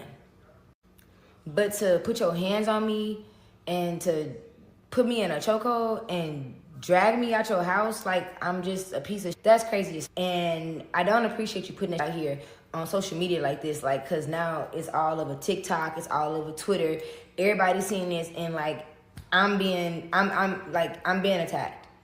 I'm being attacked. Like, so again, so let's just rehash over this, right? Very quickly. The first video basically showcased the nail tech and her, the customer, having, a conversation, and everything was going completely fine and dandy up until the customer, which is her in front of you, went directly to the bathroom. Her phone was still open or on, and the nail tech was able to see and read the messages. And she was like, hey, this ain't sitting well. I don't like when I'm able to sit up there and read. When she comes back, I'm going to sit up there and question her about it. So then when the nail tech decided to question the customer that you can see directly here, she tried to make it seem like the nail tech was just imagining things. Like, oh, you're just seeing ghosts and goblins. Like, those things didn't actually exist. These are not the joys that you were looking for. Whatever you read was not, what it was. But yeah, I do got, 2 people coming directly to the house. They're probably at the door right now to come pick me up because we're supposed to go somewhere. All this other, type of good stuff and yada, yada, yada. But mind you, this same person here, the customer who was like, oh, I paid $285. I don't care what was going on and how you felt. Like, I expect everything to be done. No. That's not how that works. Because it is up to the discretion of the business to decide if you may get a refund or if you will receive the full service that you paid for. At any moment in time, if you as a customer decide to do something, and at the discretion of the business, they're like, I don't like that you cussed me out. I don't like the way you treated my workers. I don't like specifically the type of energy that is here. That's it. Your 285 is gone. Like, I don't know what else to sit up there and tell you. Like, that's how business works. But again, paying 285 for nails is completely insane. But like I said, to each their own. That's whatever it is that people want to do.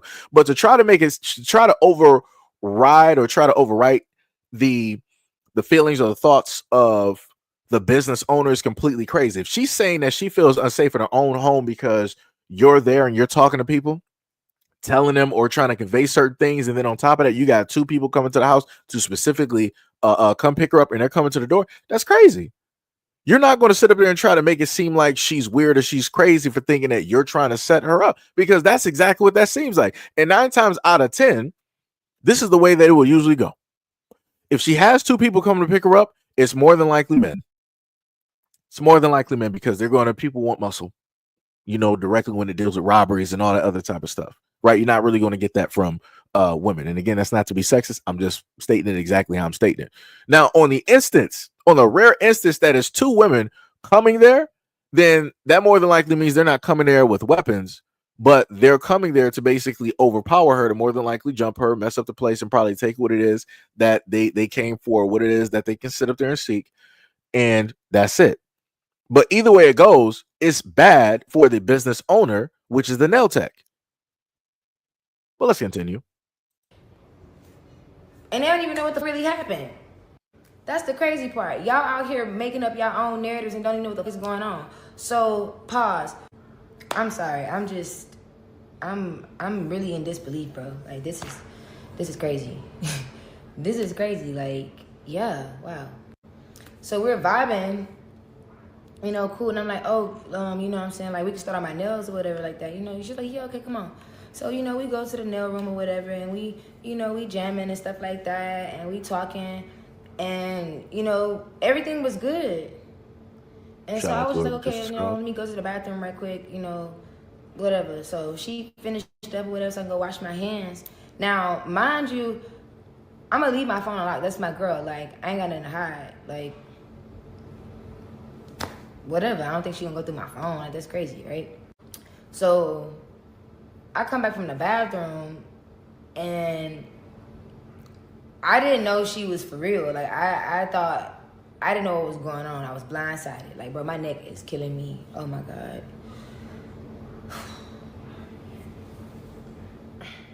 I was blindsided, bro. Like, I come out the bathroom and she all on 10. Like, do you need a perk? Like, so anyway, she all on 10 or whatever. And I was like, what are you talking about? And she, oh, you trying to set me up? You trying to set me up? And I'm just like, what? Now, kids, this is why you don't do drugs, okay? Because we was having fun. We was on the turn. We was having fun. We was just little weed, little liquor, you know. That Don Julio make everybody act Julio, clearly, because I still don't understand what happened. Like, how she felt like I set her up. My ride was there because you told me we had about like 45 more minutes left. So I had already told my ride, like, well, hey, you know, my bad. I thought, you know, we was gonna be done and do my feet another time, but she gonna do my feet too. So we got like another 45 minutes to go. Well, that's when it went downhill because I just wasn't understanding like how enough. I like, you went through my phone. Like, let's just start there. Like, that's where the invasion of privacy at. And then you start assuming, and then you attacked me. So, yeah, y'all have your own narrative about me and saying I'm a, you know, like, what? Like, I love this girl. I don't even know how to come from this. Like, I don't even know if we can come from this. And, like, I still need my feet done. So let me go back to that part of love, right? She said, now as a stranger, she's saying that she loves a nail tech because she been going to her for about like 4 years. They've been chilling, they cool, and all this other type of good stuff.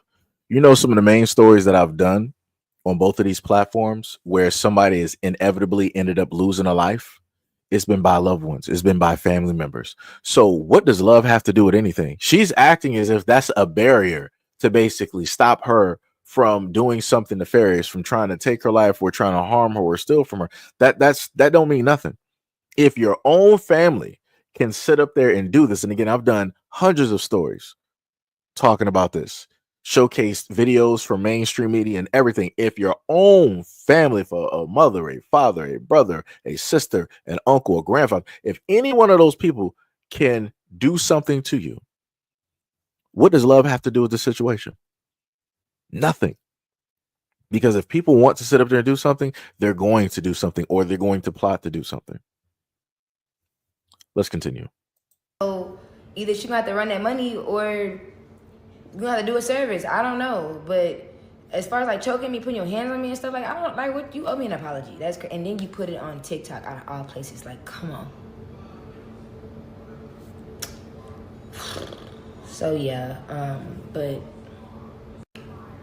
my nails eat down though. So let me just pause right there, right?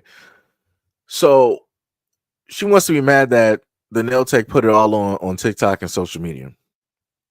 But what is she doing right now? What is she not doing the exact same thing? Because realistically, nobody, in a sense, I didn't know what she looked like. I didn't know who she is. She decided that, hey, oh, well, she put out her response. I'm able to sit up there and see this, all this other type of great stuff. I feel a certain, so remember, this is the same woman that sat up there and said that, oh, you sat up there and saw messages on my phone and, you know, you felt, you know, a certain type of way. I paid $285 to get my nails done. It don't matter how you felt. I still deserve to have the service done, right? But yet she decided to be in her feelings and make a response video, and nobody on the internet knew who she was. All we knew was the voice, and all we knew were the hands. That's not enough to sit up there and know where she is and who she is and all. She decided to do this herself because she more than likely saw the response, but then underneath that, she looked at the comments, got into her feelings, and then on top of that, more than likely saw that the nail tech was getting a lot of views directly from this, meaning aka money. And she was like, oh man, I couldn't, sit up there and do XYZ, all this other type of stuff. I paid $285, only got 50% of the work done. I got thrown directly into a chokehold, yada, yada, yada, all this other type of good stuff. And then she's able to tell a story directly on here, and she's going to more than likely get money directly from it. That's crazy. So let me sit up there and catch this wave real quick. Let me catch this wave real quick. Like I said, attention is a drug directly out here. Because I'll put it to you like this. Right? Because I want you to pay attention that throughout the greater portion of the video, she kept saying, oh, my neck, my neck, my neck. It hurts, it hurts, it hurts, right? So just in case, if there's a lawsuit to potentially happen, she may try to sit up there and go after that because she can now show a lawyer like visibly, hey, my neck was hurting. I had to readjust. I had to do this on video while making this response to everything that set up and took place because of the comments that I was receiving on social media, right? Now, the crazy part is I'm not sure how she was receiving any type of hate or anything like that when people didn't specifically know who it is that she was, unless people close to her specifically knew, unless she also informed people specifically what was going down and what was happening. And then those people that she knew decided to share with other people and tell them that, oh, I know XYZ and this is what happened, yada, yada, yada. Right? So, yeah, like I said, this is ridiculous. This is ridiculous. But let's it was something else I was going to mention. Oh, okay. One other key fact that I want to bring up. If everything that this young woman right here in front of us said is true, and she, got put into a chokehold and all this other type of great stuff, and she got neck pain, why didn't you go to the police?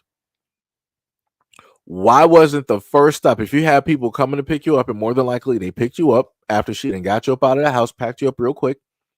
And again, I want to sit up there and state that even though the nail tech was inebriated and everything like that, she obviously has very good emotional control because she did not reach for that weapon. She didn't reach for that weapon. She wasn't aiming it or pointing around. She didn't do none of that. So obviously she's emotionally competent enough to register certain things, even while inebriated. Want to sit up there and point out that fact. But also, again, going back to her, if this all happened, why didn't you sit up there and make a report? Why wasn't the first thing that you do was run to the police, you and your friends, whoever they were, y'all go to the police and make a report? Why didn't you do that? Why is it the first thing that you decide to do is that, oh, I'm about to run to social media and let people know everything that happened? So did it really happen, but not to the severity of what it is that you stated, and you're not really as hurt, but you're just trying to put on a show and an act to try to get some type of sympathy points or to try to get people to lean directly onto your side? Or did you not want to go to the police because then there's a potentiality that she could follow up with, making a report herself, and then on top of that showing video evidence, and then on top of that leading to some type of lawsuit, which would then force you to be able to show evidence such as text messages. Also bringing up the fact that, again, you had two people coming directly to her home residence, not to an actual brick and mortar business, but to her home residence to come pick you up, coming to the door to come pick you up. Crazy work. Like I said, it's not like, you had, like a drug house or whatnot or whatever, where you need some dudes to come like really pick you up just to make sure everything. That's not what it is. You're literally at a nail tech's house. You're at another woman's house. But for whatever reason, you needed two people to come pick you up. Okay. I'm just going to say that's suspicious to me in my book. Let's continue.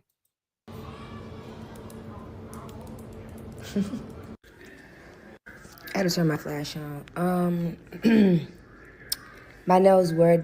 So this is somebody, I guess she's responding to this message up here. It says, oh, my timeline working today. if your nails weren't done and still had to do your feet, why your people come so early to pick you up? And did they have a car? Because if so, why they couldn't wait? Wait. Why they couldn't wait in it? That's a very valid point. So let's hear her response. Done. Did you listen to what I said in my video? How we were chilling? Again, I don't control what nobody do. It wasn't like she didn't know the people or whatever. Again, nobody gotta wait in their car if they wanna wait in their car. My nails were done. What are you talking about? My toes still need to be done. And they didn't come early to pick me up. Like, girl, it was like 10, 11 p.m. that night. Like, it was time to go. Like, what are you talking about? So they have been waiting over like an hour, 2 hours for me to come down. Like, who gonna keep sitting in the car? Nobody. Right? Wait, who was that? Because I just sat up there and saw Gail let the So let me just do this. Shout out to Gail. Gail said, if you don't agree with the content creators, intermittent commentary, drive on, find a CC that plays their content. We'll find a content creator that plays their content straight through, or better yet, grow your own channel. That's facts. That's 100% bars, 100%. Because I do see the comment directly down there where somebody was like, bro, play the video. Yeah, I do how I like it.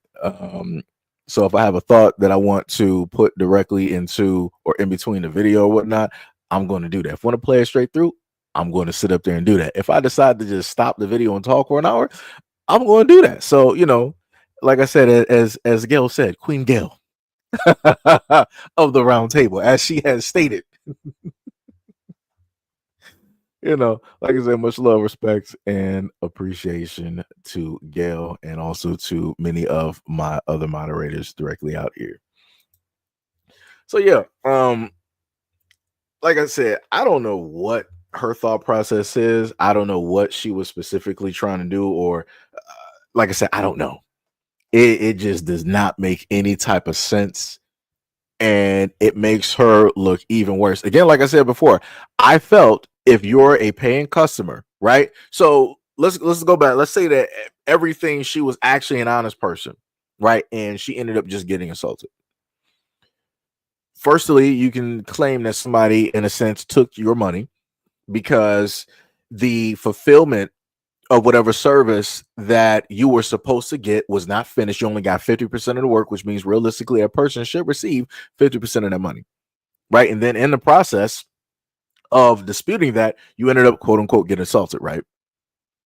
So then you would have, a lawsuit directly within that, right? And then it's sort of kind of directly on video. But again, that was not the case, right? She's not innocent in what specifically went down and happened, because she didn't explain out of the video, at least the 2 videos that I have, she didn't explain what was in those messages. She could have literally been in front of the screen or had another screen recorder or screen capped the messages and basically showed people like, yo, this is what was written. This is what was talked about in these messages. Where in here does it say that she was getting set up? She didn't even do that. Because let that be me. Let me be in this circumstance. And people want to be like, yo, what were the messages that you were, stating directly? I'm just going to sit there and post them directly up there and let people decide for themselves with the full context of those messages to decipher if anything was a setup, or if B, everything was innocent and the person was just, seeing something that wasn't there. But again, that's not what she decided to do. She just like, yo, this girl was crazy. I got assaulted.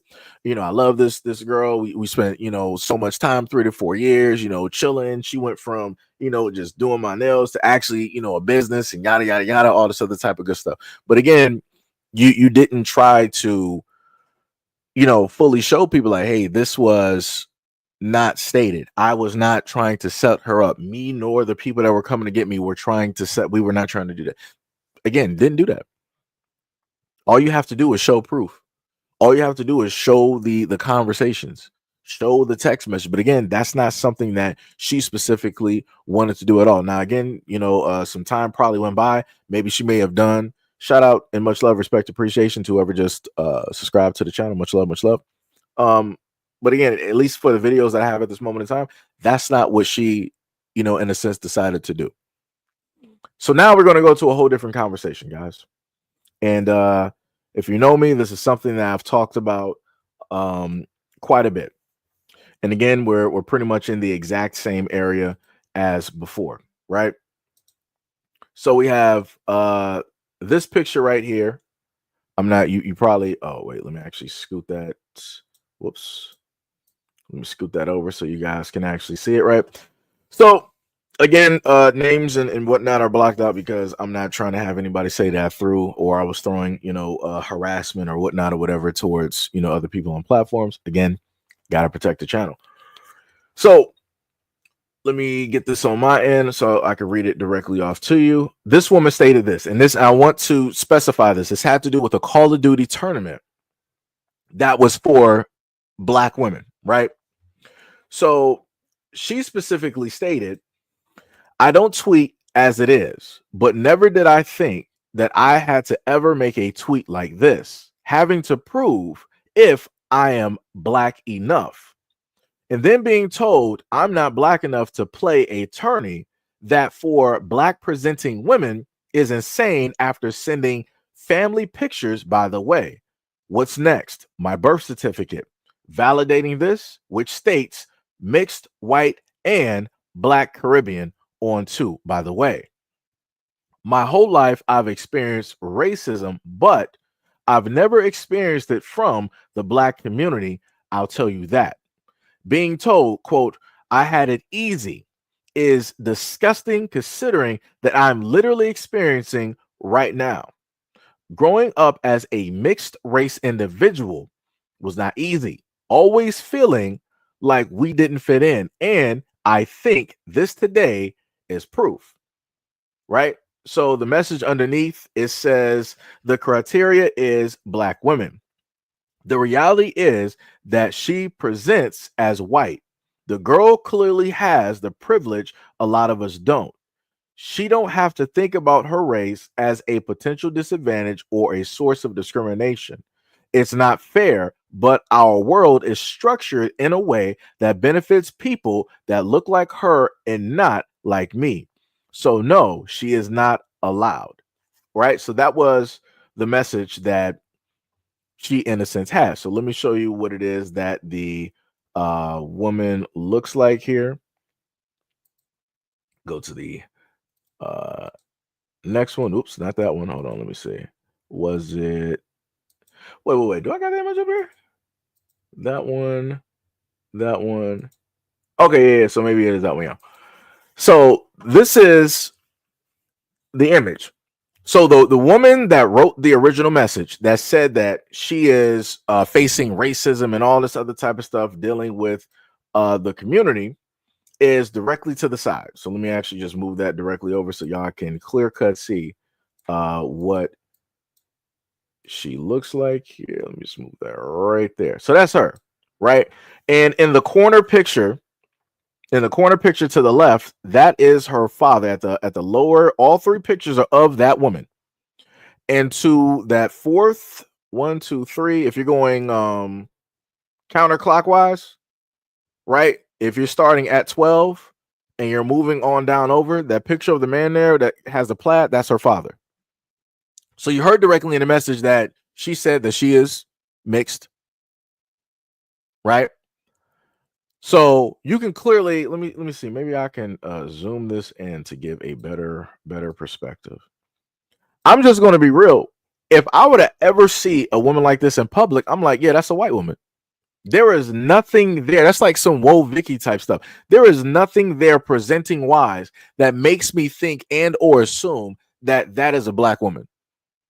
This is the most white presenting biracial woman I've ever seen at this moment in time. And which also leads me to think that the father that she has that she wants to say is Black, he's more than likely biracial too. So you might technically, for all intents and purposes, you might be 75% white. And then the rest is Black, right? Because of what it is that he is, because he's awfully light, just like her.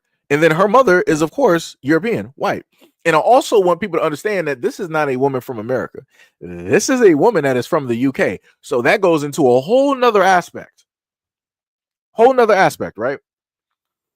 So then it gets a little bit crazier because you have this right here, right? So you have these two guys. I think one of the guys there, he said that he's not even white or whatnot or whatever. You're white presenting. For all intents and purposes, roughly everybody here looks white presenting, right? This person said on his X feed, he said the female gaming scene is funny as hell. They done hosted a black only tournament and kicked out a half black girl because she wasn't black enough. I want people to understand this, right? And like I said, it's funny how all of the people here that don't even look black mainly want to have a voice. They mainly want to talk about this, and they want to try to bring an issue. Let me just, as a gamer, let me just bring this up. Let me just move her right over. Let me just let y'all know something. When you got girls that look like this, they look white, they're not going to sit up there and say that they're proud to be a black woman. You're not going to sit up there and hear that. That's not going to be something that they're going to carry on their chest. They're not going to be the main ones trying to really deal with like black issues and yada yada yada. All this, again, this is over in the UK, but that's not anything that they're going to do. The black women there are trying to make sure that, hey, the women that look like them, that are, that got melanin, that have like the features, everything like that, they're going to make sure that if anything, if any money, any funding, any sponsorship happens, is going to be for those women that are reflective of black women. Nowhere in the United States is this woman reflective of black women. I'm just going to be real. I'm maybe over there in the UK, it's a little bit different because people like interracial and they like mixing and all this. Maybe over the UK, that might be a standard. Over here in the United States, that is not. No, she would be a rarity. I'm just going to be honest, just going to be real directly to you. Percentage wise, dealing with the black population, that would be a high class rarity of seeing a quote unquote black woman looking like this.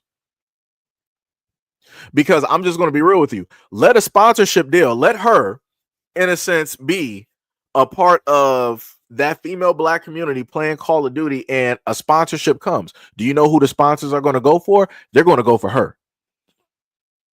Because she can basically fit the idealistic of the aesthetics that they want to portray when it deals with female gamers, because that's how they'll sit up there and do it. Because they're not going to sit up there and say that she's a black woman gaming. They're going to say female gamers. And if she was able to get a sponsorship deal, she's not going to sit up there and be putting money back into or mixing money with the black women directly there. She's going to be running off with that money. That's all that's going to sit up there and happen. And those black women there who play Call of Duty, who play those tournaments, they know what's going to sit up there and happen. So they're just trying to sit up there and protect themselves and whatever potential money may come their way. Just saying. That's all they're trying to sit up there and do. And for her to try to pull up to the scene and try to, write on X, be like, oh, this is racism. Look at what it is that I'm sitting up there facing. The funniest thing that I see directly on X at this moment in time is fields of people that look like this that are coming to her defense. And then you also got some quote unquote black guys, because I don't know where they're from. Because again, this girl is from the UK. I had to listen to one of her videos to actually figure that one, directly out. She is not United States. She is directly from the UK, right? You got people like this, and you got some black guys out there trying to, defend her and all this other type of stuff. Like I said before, that's crazy work. She's basically, for all intents and purposes, she has a European appearance. So she has everything that she needs in order to go somewhere. She can pop online right now on any platform and start getting views, because men are going to, I'm just saying men in general, men are going to see her and they're going to be like, oh, look at how she looks. She's this. She would be the dream for the average quote unquote gamer, the nerd, whatnot, or whatever. A lot of guys would like to see women like this playing video games because they want, of course, something else to look at. And then it's like, oh, you got women that look like this playing video games. I might have a shot. And a lot of women who have her aesthetic, they know this psychology wise, and they'll use that to their advantage in order to get fields of men, hundreds of thousands, if not millions of men, to come directly to their channel to sit up there and watch them. And girls that look like this, a lot of times they're not even actually good at games. Just gonna be real. She seems like somebody, for all that she can play, but I'm just saying, look wise, she seemed like something that you would consider like a Valley girl or something like that, like a Paris Hilton. Do you really think that Paris Hilton would be good at Call of Duty? No. Because why would somebody like Paris Hilton actually be playing a video game? You would have normal, everyday people, both men and women, playing video games, right? All of the other people that are quote unquote aesthetically pleasing, they would be, at the clubs, at the parties, socializing, drinking, drugging it up, doing all of that other type of stuff that it's like, all right, we ain't doing that and all that other type of work, right? It's crazy. It's crazy directly out here, right? So to put this to a further, thing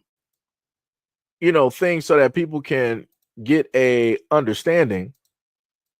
Let me see if I can actually get this image correct. I can't even highlight it. Let me see. Maybe I might have to lock those in. Okay. Yeah, did that. Yeah, I just can't seem to highlight. But yeah, the image that you have here is something that I got directly off of line, right? So you see the different images of quote unquote what will be considered Black women, right? So the names going from Lapita, which is the darkest of darkest that you have directly there, you got Black or 100% African, right? Black. Then you got the girl from what was it? The next top model. I forgot her name, but she would be considered mixed, right? Which is 51% or 99% African, Black, whatever. Then you would have somebody like Holly Berry. That would be considered a mulatto, 50% African. Then you have the other names, which I ended up finding out later on, which I was going over with you guys with 2 to 3 live streams ago. You got Quadroon, which is 25% Black, right? And then other. Then you got Octoroon, which is 12% African or quote unquote Black. And then you have white, which is 0 to 11% African, right? And what we're looking at this moment in time, we're looking at somebody who more so fits as the white, even though their parent could have some type of melanin there by way of their father, but the father, of course, is light as well. So, and he's Caribbean. So again, you don't even know if he is, mixed or whatnot or whatever. But again, he's as light as his daughter, right? And again, like I said, we're dealing with the UK.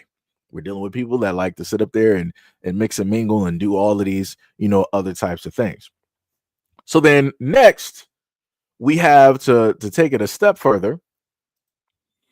We got another chart that they had. Let me see, which is this one here, right? And let me see if you guys would be able to properly see that. Okay, you can. So then you got this next little handy dandy chart here, and it shows you how they would do the, in a sense, the race mixing, right? Or quote unquote the breeding, whatever it is that you would want to call it.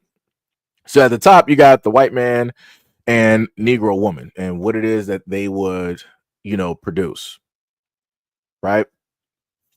So you got a Negro woman with a Negro with a mulatto would create a Sambo, right? And then it pretty much just ends there. And then with a white man, you got a white man with a, what is it? A mulatta, because I guess that would be the female, right?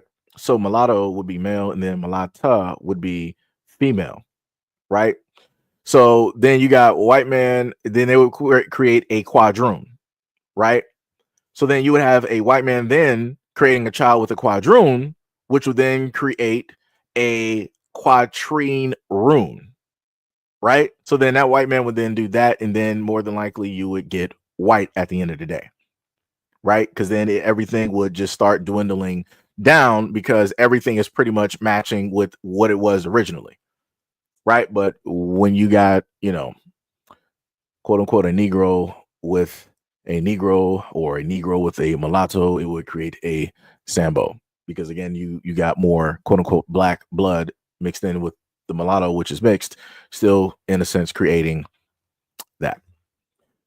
Last but not least, right? And again, these are things that I ended up finding out a little bit, later on. Rabbit, what is up? You said literally diluting herself. Yeah. Dr. Sharon, what is up? What's up? You said she sounds like a man who was identifying as a woman trying to play in women's sports. It'd be like that. be like that.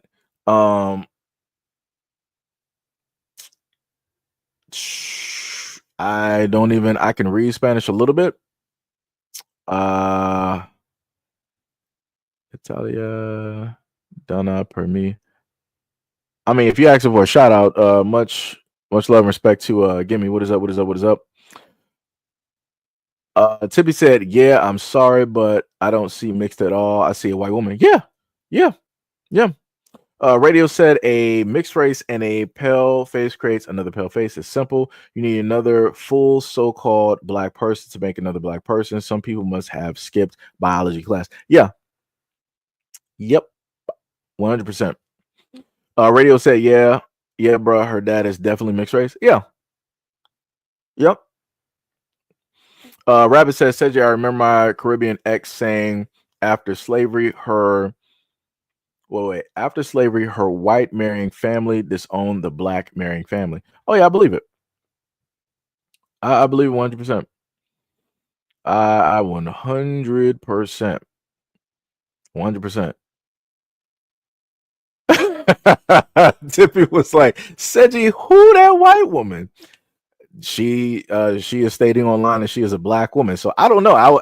Black women, who is this woman? I don't know what to sit up there and tell you. Like, I can only give you guys what it is that I just so happen to find online when it deals with these scenarios and situations. I can only do so much, guys. It's all I can do. It's all I can do. I'm trying to minimize this real quick, push it to the side. So last but not least, right? Then we have this other chart here, right? This is slave descriptions. And on says slave descriptions, let me make sure that you guys are able to see that.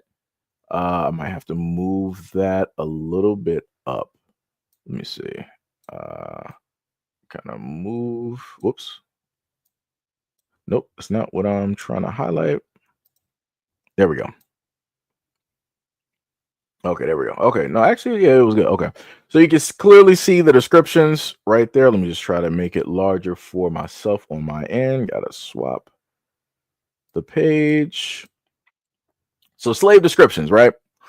So they got mulatto is half black and half white, right? This is why you also got the rapper directly out there. She used to call herself mulatto, right? But now she just, because the black community complained and was trying to tell her some stuff, she just calls herself Lotto, right? So that's originally what her name was.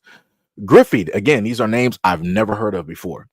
It is a mulatto and a Native American. A quadroon, which is 1/4 black mixed with 3/4 white.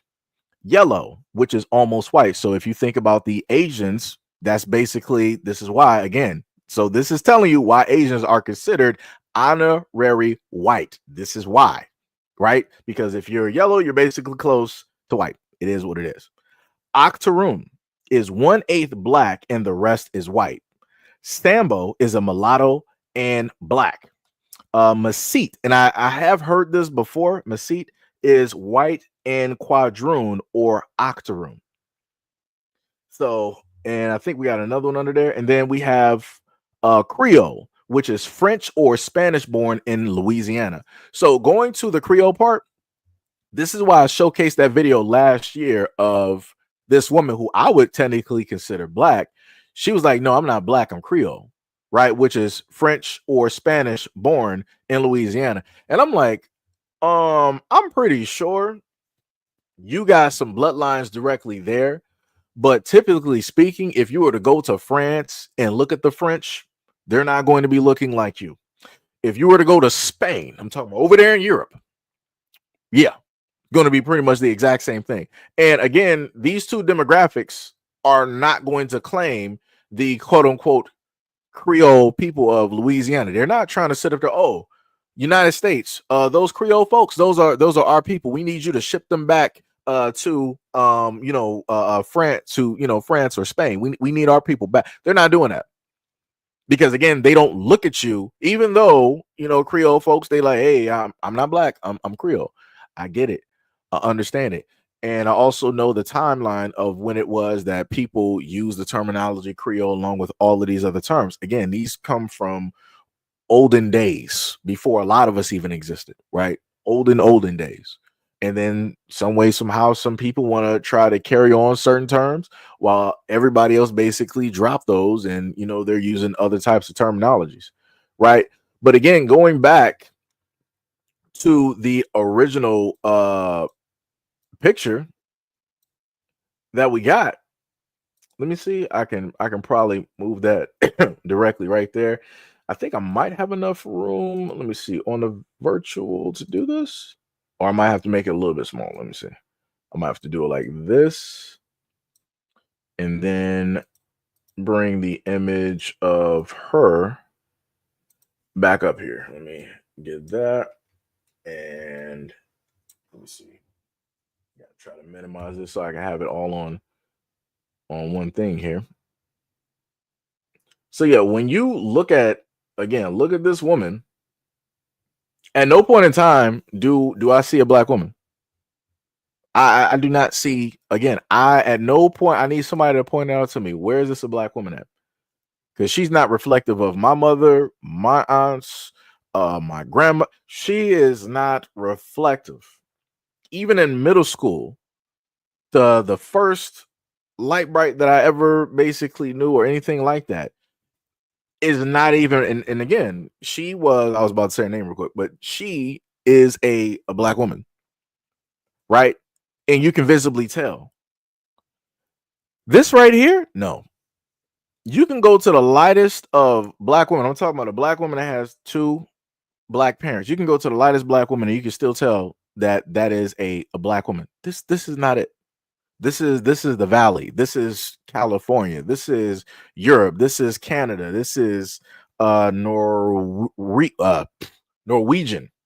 right? This would be like somebody that you'll probably see over there, maybe like in Sweden or whatnot or whatever. Some European or white nation. At no point in time is she reflective of anything that I would consider to be a black woman. And then, like I said before, her trying to state that, but my dad is black, and I'm like, at the end of the day, what is your dad as well? Let us know specifically what he is, because you told us specifically.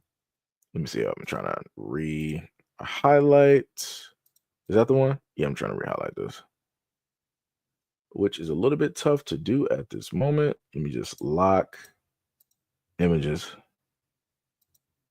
Man, this is a little bit annoying. I think that might be. Anyways, she mainly sat up there and stated to everybody that, hey, her dad is X, Y, and Z. I'm like, yeah, that's not going to work.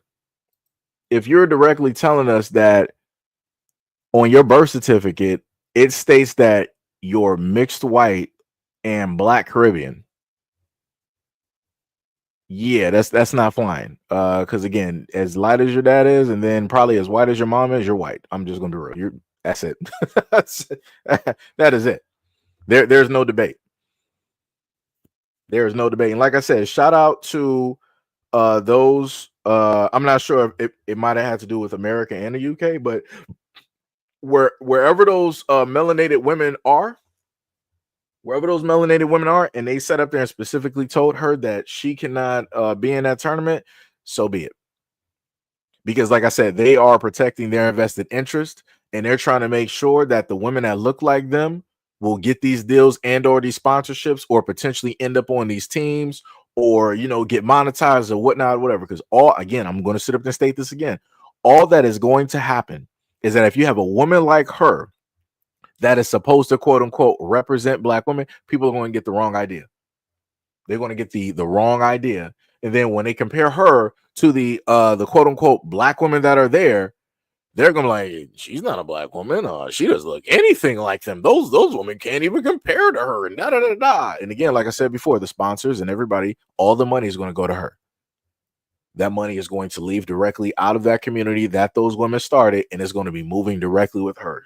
Again, she already has like a Twitch and and different things like that. Matter of fact, let me go check this out. Let me see what she even has. And the funny thing is, I'm on her page and it says she has a flag for St. Vincent and Grenadines and a flag of Poland. So that's pretty much where, you know, she is, you know, at this moment in time. So let me see what she got on. Yeah, I'm looking at her Twitch. She got 62.5K followers. Now the question would be, what would be the followers for the quote unquote black woman that she was trying to roll up with, right? That she was trying to go to that tournament. She got about, let me go back to her Twitter. I mean, let me go back to her Twitch. So she got 62.5K on Twitch. On Twitter, she has 6,183. I'm about to just go through her social media, see how much she got. Let me see what her Instagram looks like. This will properly open up.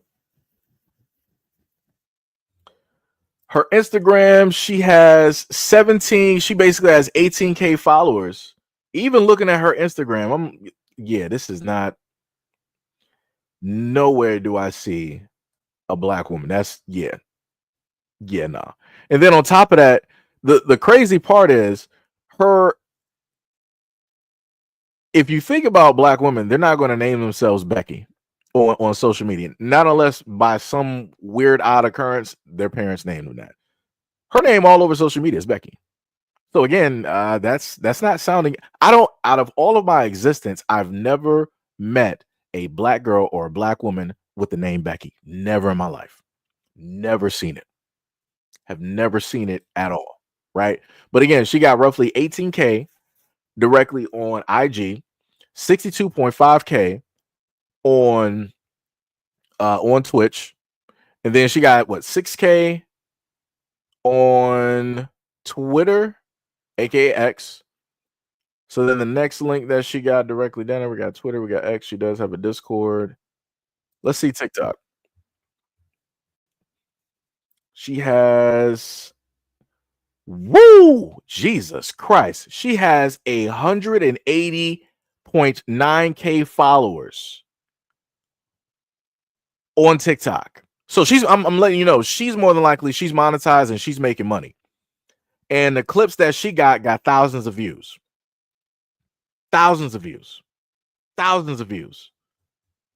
And she got 2 million likes. So again, she already has a following. She got a following literally all over social media. All over social media. I can't even look at the Discord because on the browser that I'm on, I don't have my my login information. But like I said before, she realistically, if you add up all of her social media, she has well over 200K followers. This white presenting woman who states that she is black has well over 200K followers, adding up all of her social media. Now, the question that I have in comparison, how many followers do the quote unquote black women that were running the tournament and that were in the tournament, how many do they have on all of their social medias separately? I bet you it's not even close. You couldn't even light a candle. Couldn't even light a candle. And I know this due to the fact of watching black women or black female content creators on social media. And I look at what it is that, in a sense, they have to go through. Like, you got some black girls out here that are very good at shooters.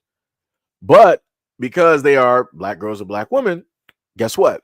They're not going to get the attention. They're not going to get the same push as somebody who is white presenting. And this is what, in a sense, Becky is. She is white presenting, regardless of how much, whatever amount of black that she has directly within her blood, she is white presenting.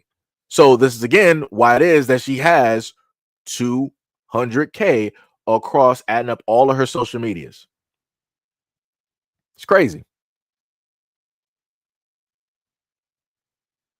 That is 100% crazy. And again, like I said, she's quote unquote black. Her hair is straight as all get out. Just saying. Just gonna be real. Just sitting up here saying, not saying that black people don't have different textures of hair, but yeah. JJ says she's as black as Paris Hilton. That's bars. That's bars. That is 100% facts. But yeah, like I said, shout out to those women who are, protecting the space that they created for themselves, because they know that they are not going to have the same opportunities as this person here. Like I said, she don't even need to be in the tournament. All she has to do is just make content. And men are going, I'm saying in general, men are going to gravitate towards her because of what she represents, what it is that she looks like, what phenotypically she represents. That's it. It's that simple. A lot of black women out here don't get the type of press, don't get the type of time, don't get the luxury of just being able to just post whatever, and then you got an influx of 1,000 people, and then on top of that, it's getting shared and reposted, and then you got 100,000 people coming up on there, and now you got a monetized platform. If you really want to think about it, she has 2 monetized platforms by way of Twitch, which more than likely she is making money off of in some way, shape, or form. Right, I'm not sure if she's even a Twitch partner, but she should be with the amount that she has upon there. And then on top of that, by way of IG, because you can monetize your IG in a variety of ways. Like I told you guys earlier, if you got a platform with a variety of people directly on there, huge followers, you can monetize that a variety of ways. So like I said, she can get deals that the black women, black girls wouldn't even be able to get. It can be for swimsuits, fashion, hair care, jewelry, all this other type of stuff. Like I said, she could literally potentially even just leave gaming and decide to do something else to just bring in money. She has a potential, because of how she looks, to go from, let's say if she was making like 50K a year, she can go from 50K to 100 plus K. She can even go higher than that if you put it to the extent of doing other types of content, which women have been doing out here since the pandemic, and it would just skyrocket. So like I said, either which way you slice it, either on the low end, the medium, or the high end, it's all a win for her. You can't say the same for those other black women who are in that tournament, or who have, channels and all this other type of stuff, because 9 times out of 10, they got way more melanin than her. Even the lightest black women have more melanin than this woman that you're able to see. But like I said, a lot of people don't see it that way. They feel that this is a form of racism or whatnot or whatever, and it's not.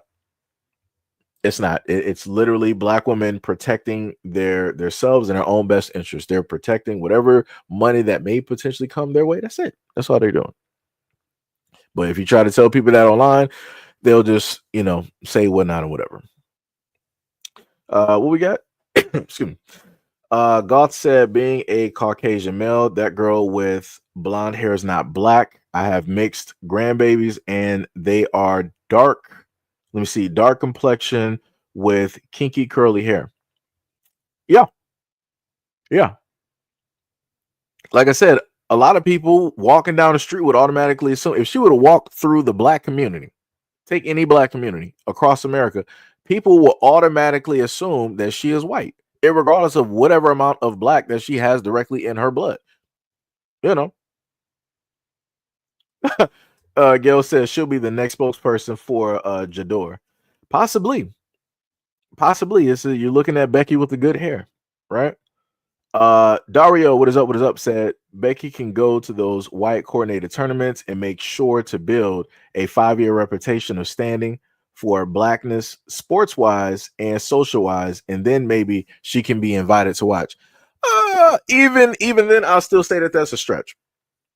I would still say that is a stretch. And like I said, I just feel like this is just incredibly ridiculous. You're looking at a woman who's stating that she's black, but she's online crying like a Karen. That's the craziest thing. She knows what she is. She knows what she looks like. And then you want to turn around and basically state that black people are being racist towards you. How could we, quote unquote, be racist towards our own? In a sense, realistically. If I see another black man down the street, how can I realistically be racist towards him, right? How could I stop him from getting a home loan? How could I really stop him from any real financial gains? What systems do I have in place to really stop another black man from making it? I don't. And that's the system that racism is. The system of racism, how it was built, it's able to do that. So her, in a sense, stating this is nonsense. Now, if she wanted to say that people might have what maybe what a bigoted mindset, or people have their preferences, or sure, no problem. You can, or prejudice, right? Prejudice. If you want to say that somebody has a a preference or a prejudice mindset, or even to the extent of being a big, you can sit up there and say that, no problem, no problem. But to sit up and try to say that, oh yeah, you're automatically like racist. You black women out here are being racist towards me as a black woman, even though I'm presenting myself as everything that you're able to see is white. That's crazy. That's 100% crazy. So again, for a lot of black women out there, this is in a sense what black guys have had to sit up there and deal with, even if they have never been in a relationship with a woman that looks like this. You have women out here that will use those Karen tactics in order to get the tears flowing, in order to get the sympathies and the empathy from other people directly out there. Like I said, that's what she's doing. And that's why you see these other groups of men and whatnot coming out, and they're trying to white knight for her. They're simping up at the end of the day. It's crazy work. Crazy day. Crazy work. What was it? Mr. Jones, what is up? What is up? What's up? You said, I wonder what her driver's license says. Yeah, I wonder that too. God said, wonder what her birth certificate says. I think she stated that earlier, because she said that she showed off a family picture, and then her birth certificate states that she is mixed white and black Caribbean. Like I said, mixed white is crazy. I don't even know what that is. I've never in my life met a person. I've never met a Caucasian directly out here was like, yo, I'm mixed white. I'm not white American. I'm mixed white. What? Where do these terminologies even come from? This is correct. I understand when black people happen to say that they're mixed, because there's a lot of things that attribute to that. There's a lot of different things, history in the United States. Again, some of that history of words and everything, along with how it is that they decide to, do things with DNA. We went over that. I've never heard of this. Usually if somebody is Scottish or Irish or German, Polish, they'll just sit up and say that they're Caucasian. They're not going to, I've never heard nobody say that they're mixed white. That just sounds stupid. I'm just going to be honest. There's no other way that I can describe it. It just sounds stupid. Just sounds stupid. Let me see. We got a troll directly in the building. Shout out to the trolls. Shout out to the trolls. Let's see, Chavez. You said Zendaya's mixed. No, duh. We all know this. Halle Berry, no, duh. We all know this. And Pat, no, duh. We all know this. It don't make no sense. Like you're not proving nothing. If those people specifically know the fact that they're mixed, know who it is that their parents are, and they still opt to just call themselves mixed or biracial versus saying that they're black, again, that's on them. That's how it is that they want to categorize themselves. The black community, how we work. Now, of course, you got a small percentage of black people out there that are ignorant. Cool, no problem. Everybody else is like, yo, we realize that, yo, your parent is black. We're going to sit up there and call you black. That's what we're going to do.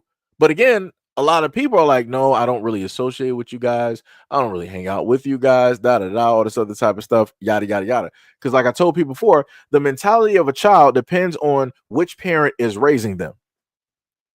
If you have an interracial couple that decides to have a child, 9 times out of 10, you're going to have that family who is usually other happening to, interact with the child, teach them certain things, have their perspective more in line with theirs, which is going to be anti-black, which is going to tell them like, okay, we don't really like them. We don't really, you are this, you are part of this, but you are with us. Right, we are your family. We're the ones that's here. We're the ones with the heritage, with the culture, and da da da. Because if nobody believes it, go directly on TikTok and listen to a lot of the biracial kids that are talking about their parents.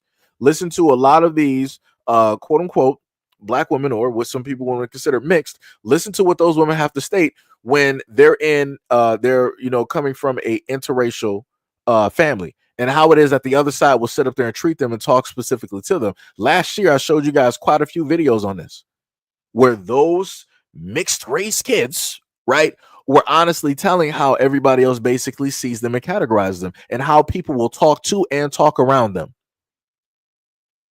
Crazy work. You said so was Obama. Okay, and like I said, you're going through a list and you're acting like you're bringing up something like brand new that the black community has never known. I got literally people in my family at this moment in time that are 50-50. What is your point?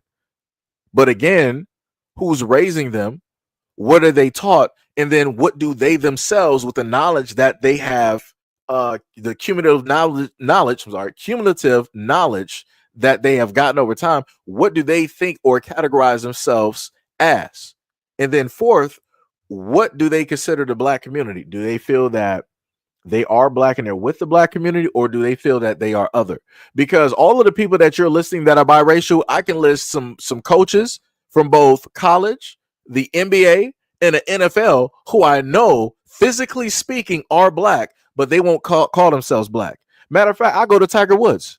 For the longest time possible, Tiger Woods is one of the main celebrities, polarizing because of the race that he is. You literally have the Asians trying to fight to claim Tiger Woods. You have the whites trying to fight to claim Tiger Woods. Then you have the black community fighting to claim Tiger Woods. At one point in time, when Tiger Woods was at his height, you had three communities trying to fight to claim Tiger Woods as their own. Now, black people, we're going to look at Tiger Woods like, okay, we know that Tiger Woods is black. We can obviously physically see this. We know that he's black. The shocking part is to sit up there and see Asians, because they don't like to sit up there and claim anybody that's, darker than white paint. They're not doing that. They're like, oh, you're part Asian. We're not claiming you. Like, what's the young girl name that plays tennis? Naomi Osaka, something like that. The Japanese ain't claiming her. There's a lot of black Japanese directly down there, and those black Japanese kids will sit up there and tell you that Japan, those people there in Japan, don't sit up there and claim them. Just like in other Asian countries. Even if you got a black girl that's in South Korea, born and raised, but you can tell outwardly that she's black, they're not sitting up there claiming her. They're not going to say that she's a Korean citizen. She may be an actual Korean citizen, but they're not going to sit up there, oh, that's one of our. They're not doing that. They're not doing it at all. And then on top of that, with Tiger Woods, going back to the white community, that's the craziest thing, how white people was trying to claim Tiger. I'm like, word?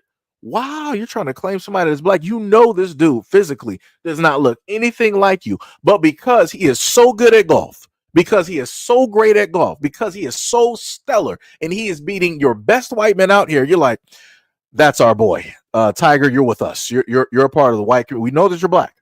But, your athletics in golf is astonishing. You're beating our best and our brightest white men out there. You are beating us to a pulp. You are honorary. You are with us, Tiger. Come home, buddy. That's how they saw it. Like I said, never at a point in time ever in history will more than likely you see something like that. We got three cultures fighting over one person ever again. Like I said, if you were born or during that time to be able to see it, it was a sight to behold. Sight to behold. Sight to behold. But again, going back up to what was it? Chavez, everything that you're listing, it dwarfs in comparison to what it is that I just gave you. So like I said before, yeah, nice try though. So Jomo, what is up? What is happening? We got hacked. This man said enjoying vacation. Oh, that is dope, man. Much love, respect, and appreciation. Shout out to your vacation, brother. Shout out. Also shout out to whoever just subscribe to the channel. Much love, respect, and appreciation as well. Much love. They're both meaning mixed. Yep. The Jomo said if that reparations pay comes, all that deny being black will suddenly. Yeah, and dude, I kid you not. I told people that before. I said, and this is how it's going to work, just like with the Native Americans, right? How the Native Americans were like, the United States was like, okay, we wronged you guys. So since we wronged you, what we're going to sit up and do is we're going to divvy out some land, even though they shouldn't be able to divvy out land, but we're going to tell you what land we're going to give you, what percentage, and you're going to live off of that land, right? The same way that you guys did in the olden days, you're going to live off of that land. Better yet, we might do a little bit better. We might give you guys some casinos too, right? We're going to play a little bit of Monopoly. We're not going to give you the whole board, but we'll give you maybe 3 to 4, maybe at max 5 areas, maybe some railroads, right? Maybe some railroads, not all 4, but maybe just 1, maybe 2.5, right? Maybe you might be able to put some hotels directly on there, right? So that's what they did to the Native Americans. What do you think that they're going to do to black Americans? Do you understand at this moment in time, if reparations, let's say they're like, all right, United States government's like, you know what, black people, we got you. We're going to let bygones be bygones. We wronged you. So to pay back for that history, we got 7-8 trillion or whatever dollars, and we're going to start, divvying out, reparation payments directly to you guys, like, per month, like what they do with the Native Americans, right?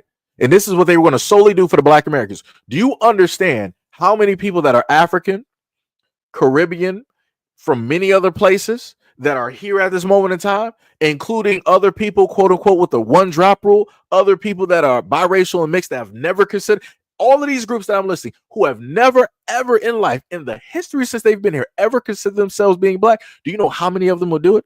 And then do you know how many white people will come out of the blue, like, oh yeah, my great grandfather was a slave, so I got 1% Black slave blood directly in me, so automatically I'm Black, so I deserve reparations for my people. It's going to be madness. It is going to be 100% straight. It's going to be the craziest thing that you will historically ever be able to see anywhere on the face of this planet. It is going to be straight madness how it works. Like I said, people think that they seeing some stuff right now. Oh, just wait. Oh, just wait. God said, my daughter and her husband are both in the home. We, the white side of the family, attend a Black church so we can be with our grandbabies. Mom and dad are trying to show both sides. I get that. Like I said, no problem with that. No problem with that. Like I said, even side of the field. And let's also hope that there's also some even history going on too. Like I said, if people want to sit up there and be honest, people want to really, show change, people really want to educate, then you got to show the good, the bad, and the ugly. Just doing the whole, kumbaya type of thing, which is cool, right? Which is cool. That's not going to be enough, because once those children, God, those grandchildren that you have, go out into the world, you yourself, you and your family may be like, you know what, we love them no matter, how they are, no matter what race they are. That may be your mentality. But will that be the mentality of your peers? Right? When they go directly, when they turn, 14, 15, when they turn 21, 25, will that be the mentality of the peers? Will they be as open as you? Will they be as accepting as you? Will they be able to actually drive at night like everybody else? And this is just me, guessing if they have, a lot more melanin, if they are actually Black, in a sense, presenting. Because if technically they're biracial to the point where people are just like, okay, well, it's not, I'm looking and it's not anything that really offends me, so I'm okay with it, right? Like sort of kind of like, Holly Berry and many others, directly out there that are pretty much closer to light to white, right? Versus being close to mid-melanation to the darkest of darks, right? So again, for you, that got to be something that you got to manage and look out for. Because again, you and your family might be completely accepting, completely fine, and all that other type of good stuff, but your peers, your neighbors, co-workers, the police, the government of that state, wherever you guys are, and in many other areas across the Americas, might not look at it the exact same way. So again, that's going to be something that y'all going to have to sit up there and deal with. And y'all going to have to get to a point of teaching those kids when they grow up. And again, you got to show them the good and the bad and the ugly. If we're going to teach kids about America, if people want to be in interracial relationships, you got to teach them the good, the bad, and the ugly when it deals with America and how it is that it treats different groups directly out here due to the fact of their skin color. But again, to each, is their own and everything like that. Dr. Sharon said, this is why we fight and call ourselves FBA. Yeah. Who is that up there? Says Chappelle Show. Yeah. Jones says Chappelle did a skit on that. Yeah, that was dope. Mo said LOL vacation in the Bermuda Triangle. That man a fool right there. Since she, what is up, said FBA all day. Jelmo said Dawes Rose 2.0, FBA reparations when others fake their lineage. Yeah. Yep. Gail said, I'm so tired of them feeding directly off of us.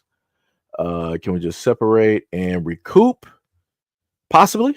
Dr. Sharon said, I think Trump is purging the Native Indians from all of those claiming to be Native. This might be the same for Black Americans. This is how I look at it. There's been, people throughout that have either on social media or, throughout the comments that basically said that, hey, Black community, after they're done with the Hispanics, the Spanish speaking individuals in the United States, who do you think that they're going to come after? But the main thing that I and other black people on social media have had to inform people, we've always been first. So this may be your first go around in your first term that you can, in a sense, actually say that you went through or actually experience. But after they would, like I said, they got bored with us, right? They've been doing the exact same song and dance for, the same amount of time. So they go on to something new. Like I said, the war on terrorism. When they weren't focused on black people, who were they focused on? They were focused on, people who are Muslim, the people of the, Islamic faith, right? People who are Arab. They were focused on all of that, certain looks and all of that other types of things, right? So black people got a chance to basically just lay back and whatever, right? We weren't the main targets anymore. And then after that, it went right back to normal. So now we're at a whole different point in time where the exact same thing is happening, where now you got immigrants who the United States government, everybody else is focused on, and people ain't really focused on black people like that, in a sense. And then after they're done with everybody else, they're going to go right back to number one. That's the way it's always been. Because if they don't have us to sit up there and deal with, then that means that they got to deal with themselves, and they're not going to do that. So we're always going to be number one, so that they don't have to face the fact of who it is that they are and what it is that they have specifically done and enabled in this country. What was it? Tippy said Dominicans will now say that I'm black. White people might pay $10 to be black, like how they did with Native Americans. Oh yeah. And let me tell you this: there's going to be a lot of women of other races, in order to get some money, they're going to be flocking. If at any moment in time that there were trillions of dollars that were about to be posted right now to the black community for reparations, there will be so many women from around different places around the world that will come and try to seek out a black American man so that they can have a child, just so that they can claim a piece of that. I kid you not, it's going to be crazy. What's the highest DEFCON? You're gonna have to be on like DEFCON like 9, 3, whatever it is. You're gonna have to be on code orange. whatever is like the worst code that you just need to be at the highest alert. That's what the black community would have to be at that moment in time. You're gonna have to really look at everybody sideways. You're gonna really have to look at everybody sideways. Like, I kid you not, it's gonna be something.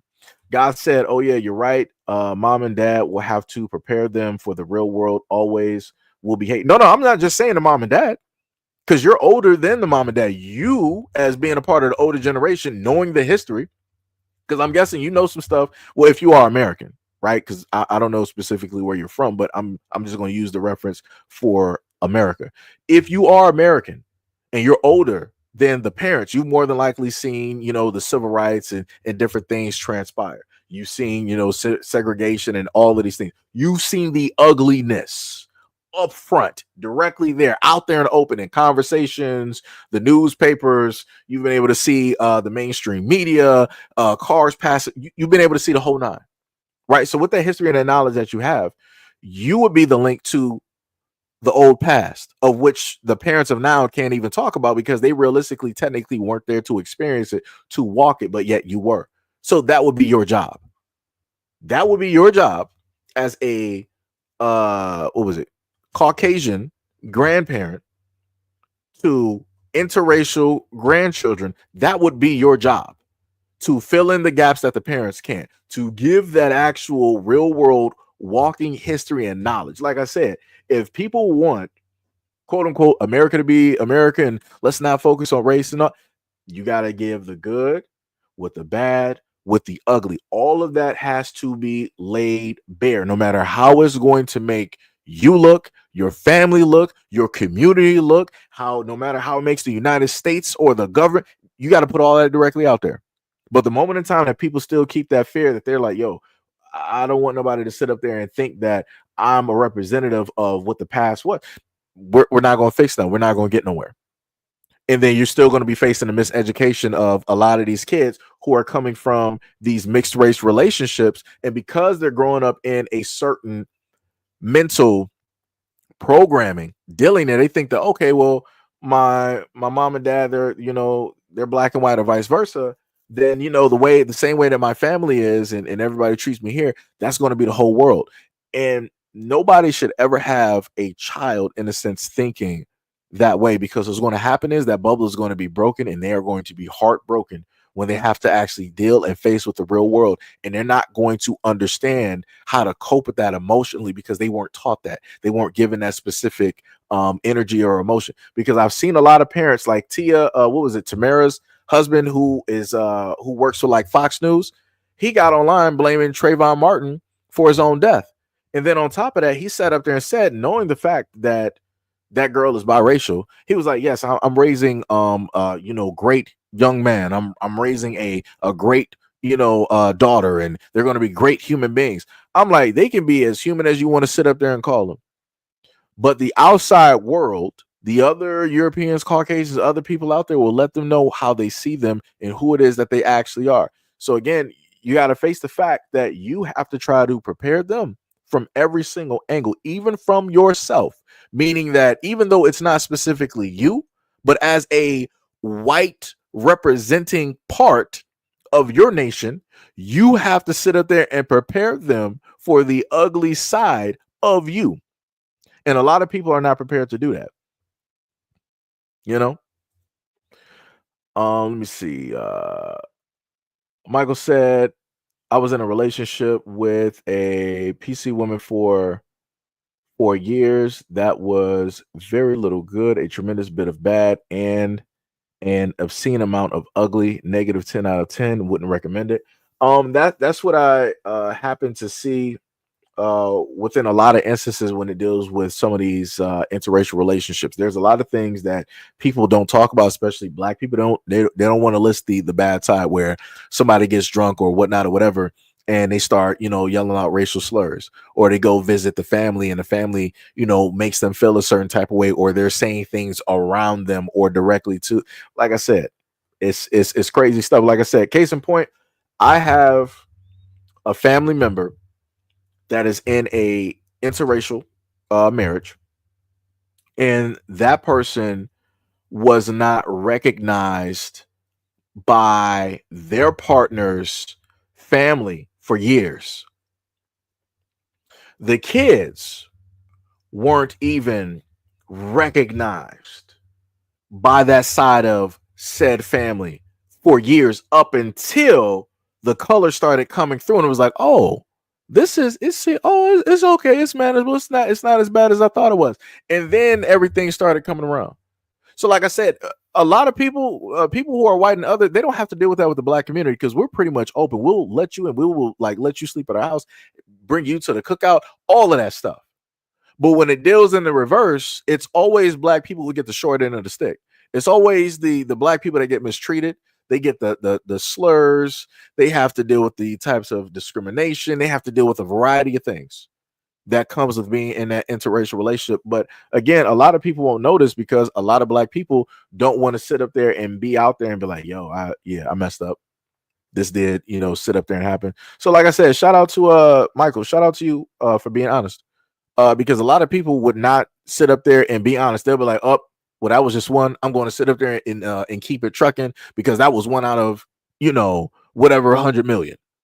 But when it deals with, black people, making other black people feel a certain type of way in a relationship, we're like, nah, that was, it's one and done. I'm about to sit up there and move on to this, that. Now I'm about to sit up there and get a Latina. I'm about to sit up and get a white woman. I'm about to sit up there and get an Asian one. I'm about to do this. I'm about to, versus giving another black woman a shot.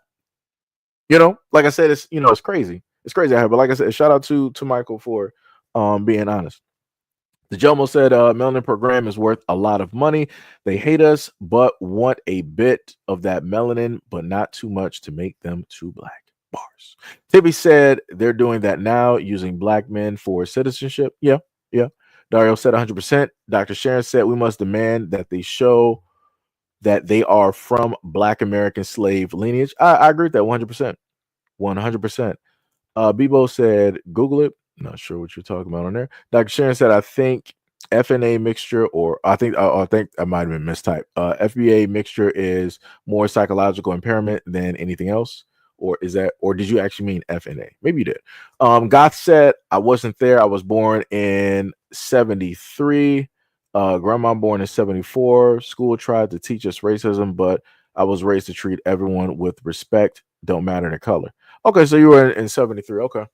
But I will sit up there and say this. You were still old enough to still see the residuals of things coming from the 60s and the 50s. Because even in the 70s, people still, were facing and going through a lot of trials and tribulations and, all of those things. But again, like I said before, you're still closer than, the kids that have that gave you the grandchild that you're able to have at this moment in time.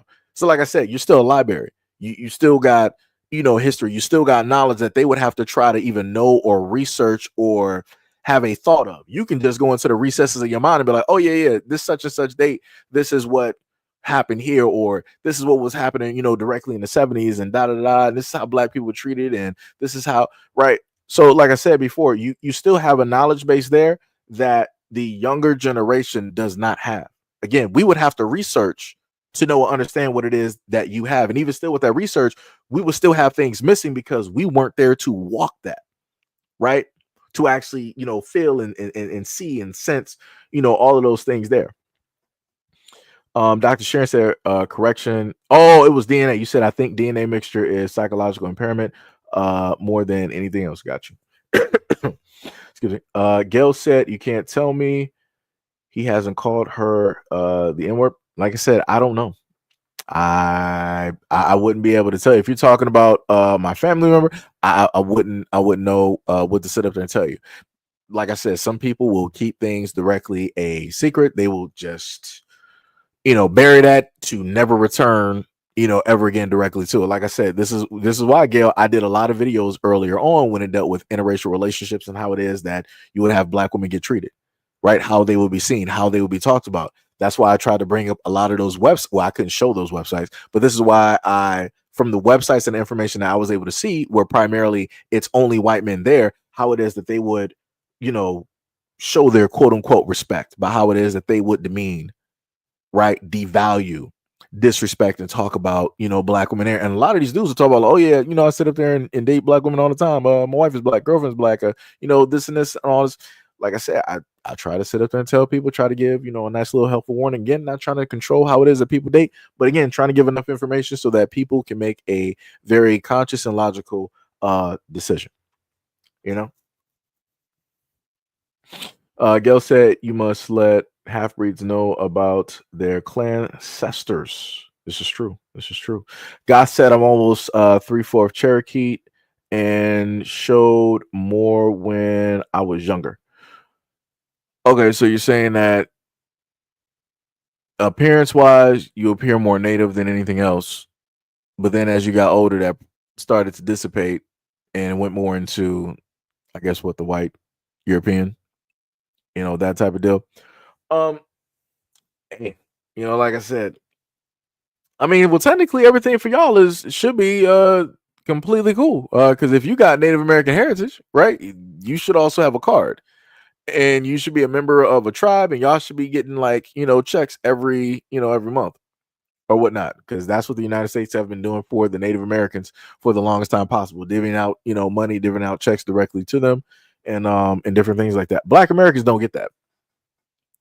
We don't we don't get that luxury of being able to do that. And even if we can prove a Native American heritage, even though we can prove if we're original and we've been here and got it, we don't got that luxury, right? Tippy said, I don't trust black people interracial relationships. They have that all lives matter, love is love, BS mindset. Yeah. The Jomo said, Neely Fuller spoke on interracial relationships involving black people. It will only confuse the black person more because black folks are like prisoners and the white person is a prison guard. Yeah, I think I played that video and one of you guys gave me the correction. Y'all told me that it was Neely Fuller that was actually speaking, because originally I thought it might have been a white man speaking. So again, shout out to who gave me that correction that day. Much love. Gail said, he stated, mom and dad will have to teach them what is he for as the grandparent. Isn't it grandparents that usually impart wisdom? And yeah, that's what I was conveying directly to Goth as well, that it's going to be your job, even if you are born in 73, that you still have knowledge and miles walked that the grandchildren and your children did not walk. So you got informed, and that's what my grandmother would sit up there and do for me. My grandmother was born in the 1930s, right? And she was telling me everything that she was able to witness and see and heard and and different things like that. So, like I said, grandparents gotta get about and they gotta start teaching the grandkids. Chavez said there's so many mixed passing black people. It's funny. Um, the funniest thing is a lot of people that you look at ain't even mixed. I know I got friends that are actually light as all get out. But they're both of their parents are black. Black dad, black mom. Black people can create different mixtures of people. Like I said, you can go and look at Africa for a better sense of that creation. But when you have what you would consider two white people, they can only create white. So that's how that works. Two Asians will create Asians unless they're from, let's say, up north, like northern Korea, where they got melanin. Northern rural China, same thing with Japan, Fiji, Vietnam, Thailand. If those people have melanin, then they can sit up there and, of course, pass that to the children. But anybody that is European cannot sit up there and create black. If they are able to create black, that's because somebody along their lines was black. That is the only way that that's happening. Only way that that's happening. Because you got people over there in Africa right now that are ancient as all get out, lineage wise, and some of them might even look Hispanic. Some of them look Asian and whatnot or whatever. You got some people, because you got people that are albinos who, and they are still, that just means that they are lacking melanin, right, in Africa. And if another an African male is to have a child with that albino woman, guess what? You're going to start to see mixtures come directly out of that. So like I said before, then you said everyone literally is black, so just move on. Nah, that's not how that works. You can't. It's a difference between trying to say that quote unquote everybody's literally black versus actually being black. It's two different things.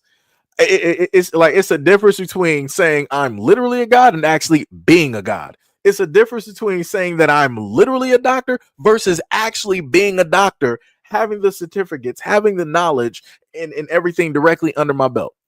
Like it's two different things. Two different things. So no, everybody is not literally black. They're not. Because if that was the case, then everybody would be saying that, but obviously not. You're not going to find Europeans that say, oh yeah, I'm black. Where? Where are you finding these people? Where are these Germans at? Right? Where are these Russians at? They're not about to sit up there and do that. Where the Japanese and the Chinese and the Koreans? Oh yeah, I'm black. No, they're not. They're going to tell you that they're Chinese. They're going to tell you that they're Korean or South Korean. They're going to tell you that they're Japanese. Like, come on, let's not play games. Let's not play games. Gail said hell is 2025 and it's still residuals. Yeah. God said, responding to Dr. Sharon. Tippy said, we're not equals. I don't want equality. I want control and power. I sound like a villain. No, that's understandable. Understandable. Chavez said, bro, you're obsessed with mixed people. Actually, I'm not. I talk about a variety of topics. This is just what the topic is about because that was what was on Twitter. So actually, I'm not. Actually, I'm not. This is just the topic at this moment in time. But keep going. Black Star, what is up? What is up? Said, did you see the video of the white guy showing how easy it is for him to clap black? Yeah, I saw that. I see videos like that all the time. I highlighted those videos before just to showcase that. But, like I said, nobody wants to listen. And people think that a lot of things are just genuine. Nothing has to do with the fetish or anything like that. So like I said, I let it be. I can just simply say that when people look at me, they can't sit up and say that I didn't cover these topics and I didn't talk about these things because I did. People just opted not to listen to it. That's it. Michael said, I write in cursive, use a rotary phone, and drive a manual transmission. These youngins ain't got nothing on a black Gen Xer. Yo, rotary phones are actually dope. And you felt so hyped when you actually learned how to use it properly. Oh, man. What? Crazy work. Yeah, I can still write cursive. It's been a minute, but I can still write that though. Still write that. Dr. Sharon said, Seji, didn't Trump stop those checks going out to Native Americans? I'm not sure if they're fully stopped. But it is possible, at this moment in time. Gail said 50 Cent Indian. Cold-blooded. Tippy said, wait, Native Americans still get checks to this day. From what I was able to remember from what I looked up on what live stream was that? That was like about like a year or so ago. To my knowledge, yes. Either by way of money or still, able to hold on and get land. Yeah. Because black people don't got none of those. Abe said, what percentage of your thinking is about race? Wait, are you talking about me or somebody else? What for Abe, if you're talking about me, I can only tell you what it is that I experience and that lived experience like every single day. So, such as dealing with the police, dealing with jobs, dealing with people of other, ethnicities. Again, I can look at another person and just in a sense like, oh, that's another person, right? I can sit and be like, yo, I want to sit up there and learn their culture, like their language and different stuff. Like I can move like that with no problem. I can go anywhere around the world and I can just be there and just, do whatever. It just comes to a point in time when it deals with Black Americans. That's not how it works with us. People in a sense don't just see us as human beings. Case in point, you can look at many different types of documentation, one of which stated that that Black Americans are not fully human. So if we're going to question what percentage of my thinking is about race, let's look at where it is that I've grown up in the United States. Let's look at the American government. What percentage of the American government's thinking is about race? And from that, how has the United States government moved or tried to correct a lot of that wrong type of thinking? Like I said, you can only learn from teachers. The United States is the teacher that I've grown up with. White America is the teacher that I've grown up with. Right? So that's by mainstream media. That's by dealing with, socially being in contact and having conversations and talking directly to people. That's also hearing conversations around. That's also vocally seeing people say certain things on social media by their own free will. And also looking at news stories by way of doctors, nurses that I've covered, police officers, lawyers, DA, judges, government officials, looking at all of these people who are white and how it is that they deem and look at Black Americans and everything that they have to say that is negative. Like I said, shout out to Biden. What did he sit up there and tell the Black community? You ain't Black if you don't vote for me. Crazy work. Crazy work. But only a white man can say something like that. The Jomo said, don't mean to detract from the topic, but RIP to Gwen McCrae and Jerry Butler for all the old school music listeners. Okay, I got you. You said, oh, okay, that wrote twice. Okay. You said, Abe said, do you live in a bad environment? What would be considered a bad environment? I would say that I grew up in a standard issue environment, right? I don't even know how to, in a sense, like answer that question. I've lived in a pretty, decent environment that allowed my lifespan to be what it is at this moment in time. So, in comparison to other peers, I would say that it is pretty moderate, decent, good. However it is that you want to, categorize that if we're looking at statistics. But you're also talking to a person that went to different schools where there were multicultural. So I had everything from Hispanic, maybe like a few Arabs there, like Chaldeans. Of course, white, Jewish. You had some people that might have been African or Caribbean. Like I said, I went to different schools on top of working at jobs that had people from all over the world. Right. So I get a perspective from both growing up, listening and hearing people, right, in those experiences, and then also working with people as I got older that are from other places around the planet. Radio said Trump should reverse it to where if they can't prove they connected to a full-blooded Indian, they can't get any money. Oh, you said full blood is up to anything of one half, anything else, you get no money. God said, y'all have a good evening. Got to go. Grandkids just came over. Drop a like and a subscribe. Yo, much love, Goth, for the like and subscribe and the conversation. Much love, respect, and appreciation. And have a good what is today? Have a good end of the weekend because it's Sunday. Right. Well, technically it'll be the beginning of the week, but y'all know what I'm saying. So thank you for stopping by. Dr. Sharon said 90% or higher, more than likely. Michael said, I considered America a bad environment. I mean, yeah. If you look at it like that, America technically would be a bad environment to, in a sense, raise kids. Some people would sit up there and say, how? I'll put it to you. I'll put it to people like this. If you are a white American, the reason why America is, in a sense, a negative, number one would be due to the history, the laws and the rules and the regulations, and how people were not treated equally, and still to this day, how people are not treated equally. Number two would be the fact of the history and the one-sidedness, the lopsidedness that takes place when that history is being told in American schools.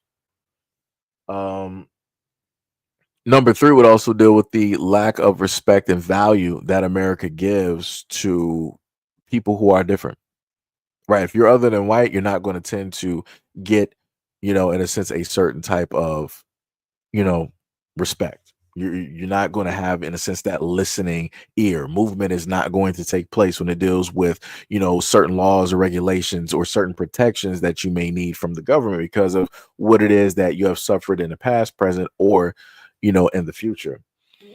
Number three, again, and this is going with the miseducation and how it is that it will mislead a lot of kids to having a superiority complex when it deals with the United States and how it is that they move and progress throughout the world.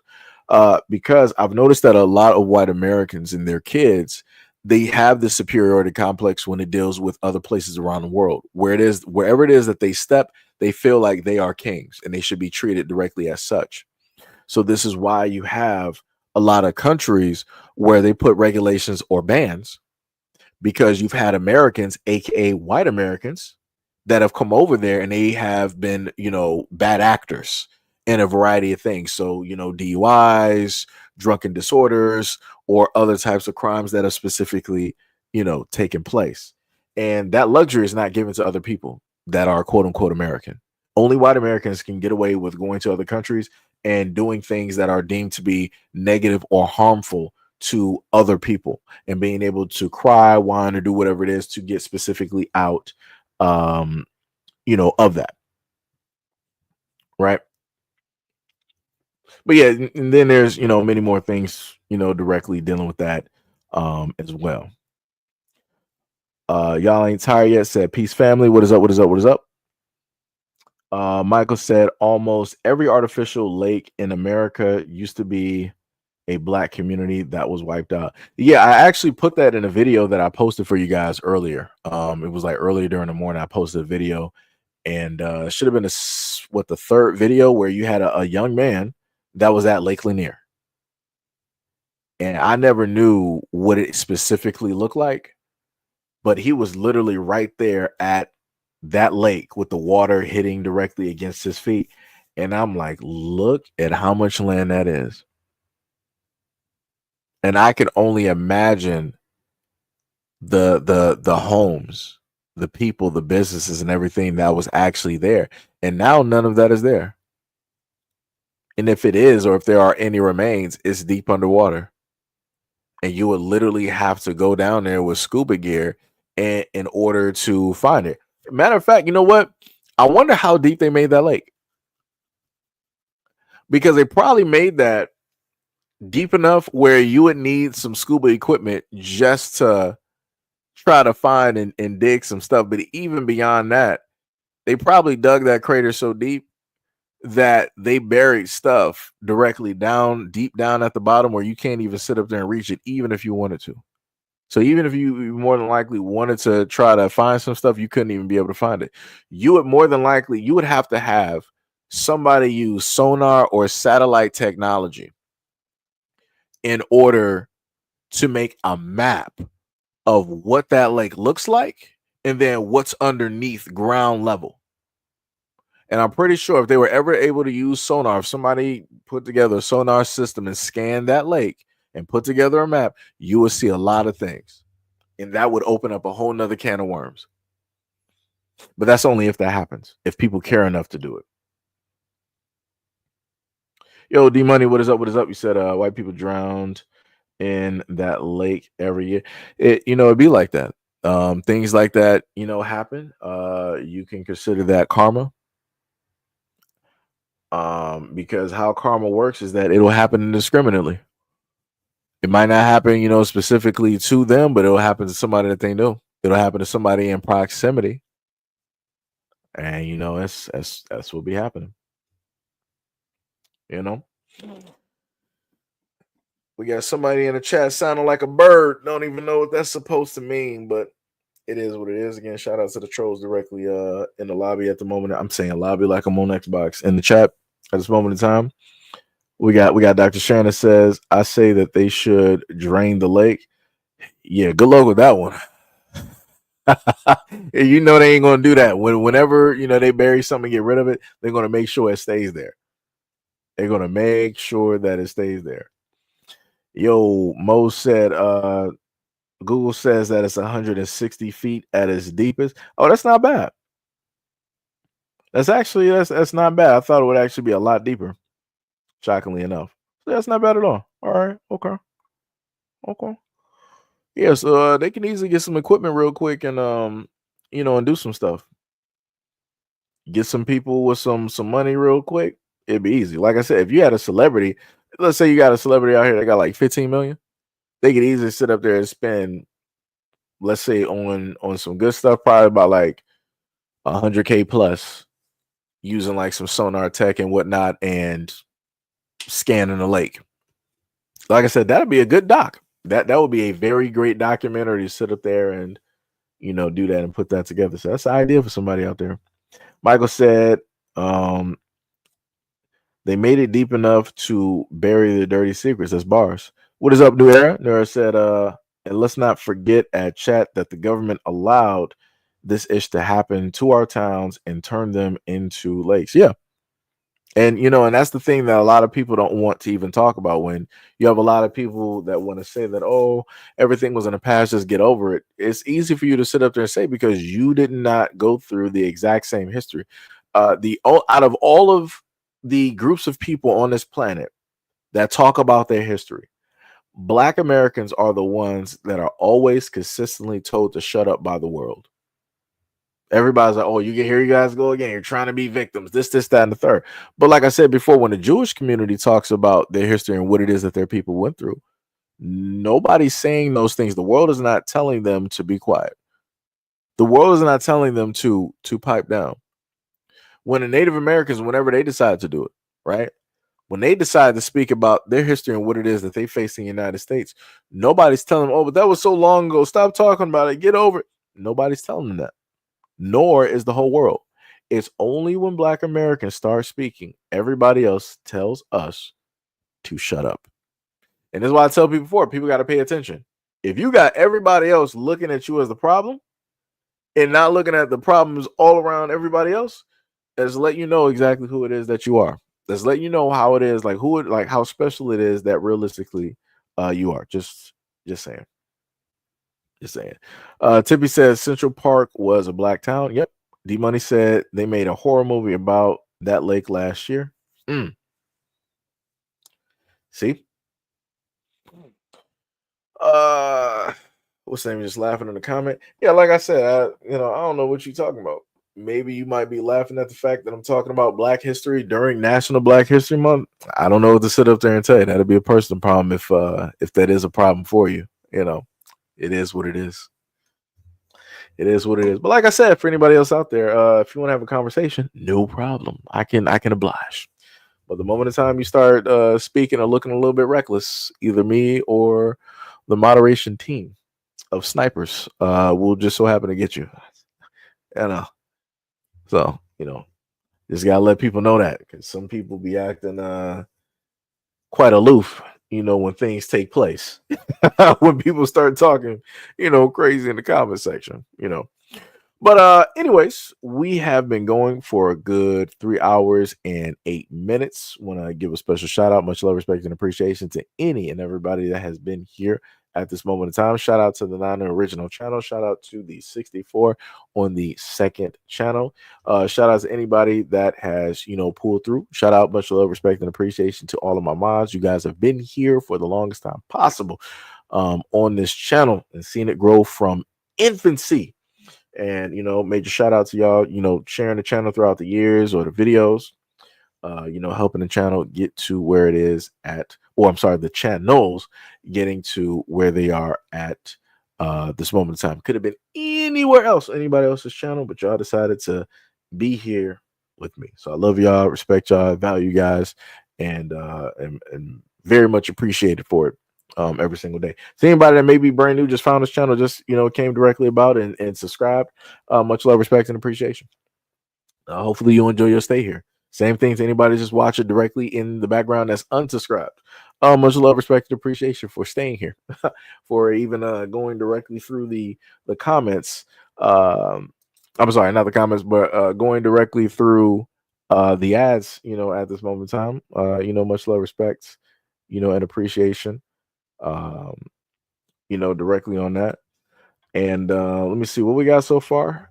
So for the duration of the 3 hours, we've had about a nice 3,700 people that have pulled directly through. So again, shout out to all 3,000 people that pulled up to watch the channel. When did we start this live stream? About like 3:19. And wait, no, we couldn't have started this at 3:19. I think that's when I had it sort of kind of like posted. But yeah, we've been going for a nice minute. So shout out to everybody, and special shout out to the greatest haters of the haters, which are the trolls directly out there. Again, we would not be here if it wasn't for you guys coming through trolling and adding up those views and getting banned and come back on a new profile and getting banned and come back on a new profile and getting banned and come back on a new profile. That is hella dedication. Much love, respect, and appreciation. And thank you for your hate, and keep continuing to hate. Keep continuing to hate. I love it. Bring your friends, your family, your kids, your dead horse, all of them. Bring them all here. No problem. D Money said I was late as F. I have to rewatch. Michael said we're not victims, we're consistently victimized, but instead of wallowing in victimhood, we'd rather square up. Bars. New Era said I was trying to watch on both. Hey, much love, respect, and appreciation. I don't even know how many pulled through on the first channel. It's probably maybe if we got about 3.7 on the secondary channel that pulled up within 3 hours, we probably maybe got somewhere close, like maybe a K or something like that on the original channel. Dr. Sharon said we love to support you, Seji, and there was a reverse that I wanted to say of that, and I wanted to say technically I love to support you guys, but I know a lot of you guys don't have like channels or whatnot yet. But like I said, the moment in time that y'all get some channels going and stuff, let me know, so I can sit up there and subscribe and be there during your live streams and and different stuff like that. But you got to let me know that you're doing it, because I'm not going to just know directly off the bat. Radio said, "Sub brother, much love to your fam." Oh, talking to New Era. New Era said, "LOL, 3/19 is my birthday." Hey, all right, so your birthday about to roll up real quick. Just in case if I don't happen to see you on the what was that, March? So just in case I don't happen to see you during that time on the 19th, much love, respect, and appreciation, and happy birthday. So I like to get those out ahead of time, because I don't know what I be doing some days. D Money said we embrace villainy around here. Bars, straight bars. Radio said mine's is on the 26th. Hey, we got people that's in the same month out here. Radio said shout out to all the March babies. Nerve said, and I'm a sniper that ain't a mod. Like I said, I got y'all. I got y'all. Let it be a little bit. Let it be a little bit directly out here. We're gonna have things running out here like low tier God. In a moment. It's just not gonna be on Twitch though. But yeah, We're gonna have some stuff directly out here. So yeah, much love, respect, and appreciation to everybody out here. Love you guys a lot. You guys are free. So go enjoy the rest of your Sunday. It's currently 8:05. So play some video games and stuff like that. I might buy a new game today and see what's happening or go back on some Avowed. But I know I got to get some food though, because a brother's hungry. I've been sitting up there sipping on his coffee. Man, I ain't finished this coffee either. Yeah, I still got a little bit of coffee in there. I'll probably just pour that out and prepare to get some food. Dr. Sharon says, Seji, if time permits, come watch Big Judah live. Okay. I got you. No problem. No problem. I will do that, either that or I'll, potentially just have the screen up and, and do it that way and have, like a view while I'm, doing what I'm doing. Remind Studio said, what is going on? Nothing much. We're actually ending the stream at this at this moment in time. You're actually coming in at the hyper till end. So you'll more than likely have to, play it from the beginning once the stream ends. Tippy said do a gaming stream. I do plan on doing a gaming stream. That's why I still got the post up on both of the channels. So I do plan on doing. You said a cooking stream. We ain't prepared for that one. It's ain't cooking with Kai. We don't got all that. But the gaming stream is a little bit different. I wanted to stream one of the games that was coming out, which is Mecha Break. Wait. Yeah, Mecha Break. And Mecha Breaker or Mecha Break. Whatever. I keep mispronouncing the name, however. But that is a game that's already out on PC, but they delayed the initial beta test for Xbox because they're still trying to get some things set. So whenever they happen to get that set, you'll see me come through and stream that, and it'll just be us just chatting and talking and all of that good stuff, probably explaining about the game and talking about it and that type of thing. Since she said play Diablo, I do have Diablo. I saw you playing Diablo. I ain't been on it in a minute. For a variety of reasons. I mean, I got like a barbarian. Tippy has seen the barbarian, even though she wanted to say that my barbarian looks like a man. My barbarian is a very strong Titan because I like Big Barda. If anybody knows Big Barda, she is a DC character and off of Apocalypse and whatnot. So that's pretty much what I made her off of, in a sense, body wise. And then I named her Vixen because I like the character that's in DC as well, named Vixen and yada yada yada. So yeah. But I got quite a few characters directly up there. But right now I'm just pretty much playing Vowed and whatever else happens to come out. I know the 28th we got Monster Hunter. So you'll probably see me stream that during that time. Like I said, I'm still, figuring some stuff out. Dario says, Seji, look at this link, might bring some interesting conversation in the future broadcast. I had to Google the term Chaldean and bumped into this. Oh, I can't even sit up there and see the link because that got ruined because we used to have a lot of bots that would put websites up there that are not kosher for YouTube. And I'm like, yeah, we're going to have to like ban people just putting links directly in there. So that's why links don't specifically show up. So if you try to send a link in the chat, it's not going to let you do it. Because I had to make sure to not only protect the channel, but also protect you guys as well, too. Because you had other nefarious people dropping in links associated with other websites. And I'm like, I don't know what these websites are. I don't know if they may try to steal you guys' information and stuff like that. So, but yeah, I got you. I'll say you could probably send it to me through email or something like that. Let me know. King's Kid said retro gaming is where it is at. Because the original house that I grew up in got sold because we ended up losing the house by way of family. I explained that story a while ago. All of my retro games, so like my the PlayStation 2 and stuff that my mom bought me, and all of those games and all the other stuff that I collected over years, all of that stuff is gone.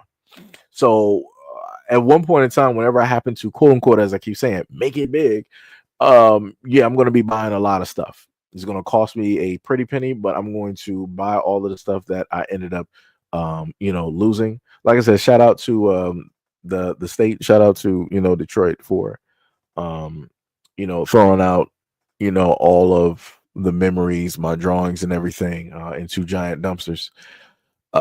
Shout out to y'all, and also shout out to my family out there that knew about that and still allowed it to happen. Shout out to them. Big shout out to them. So yeah, that's currently where we are at this moment in time. Because like I said, I had plans to do retro gaming and stuff, and it would have been easier with the stuff that I had collected over years, but can't do it. So it sucks. Tippy said should have been a fine buff black man, but this woman. No, Tippy. I like if I play a game, I like technically looking at the aesthetics of women. So every now and again, that's what you'll see. Like I don't really play with Vanessa on Virtual Fighter, but yeah, I like Vanessa because she reminds me of Storm. She got hands. Vanessa got hands. New Era said I just let roast trolls sometimes. Oh, okay, I got you. Since she said LOL, so yeah, I enjoy Avowed as well. Yeah, my character's about like level 10 right now on Avowed. I'm pretty much rolling as a mage.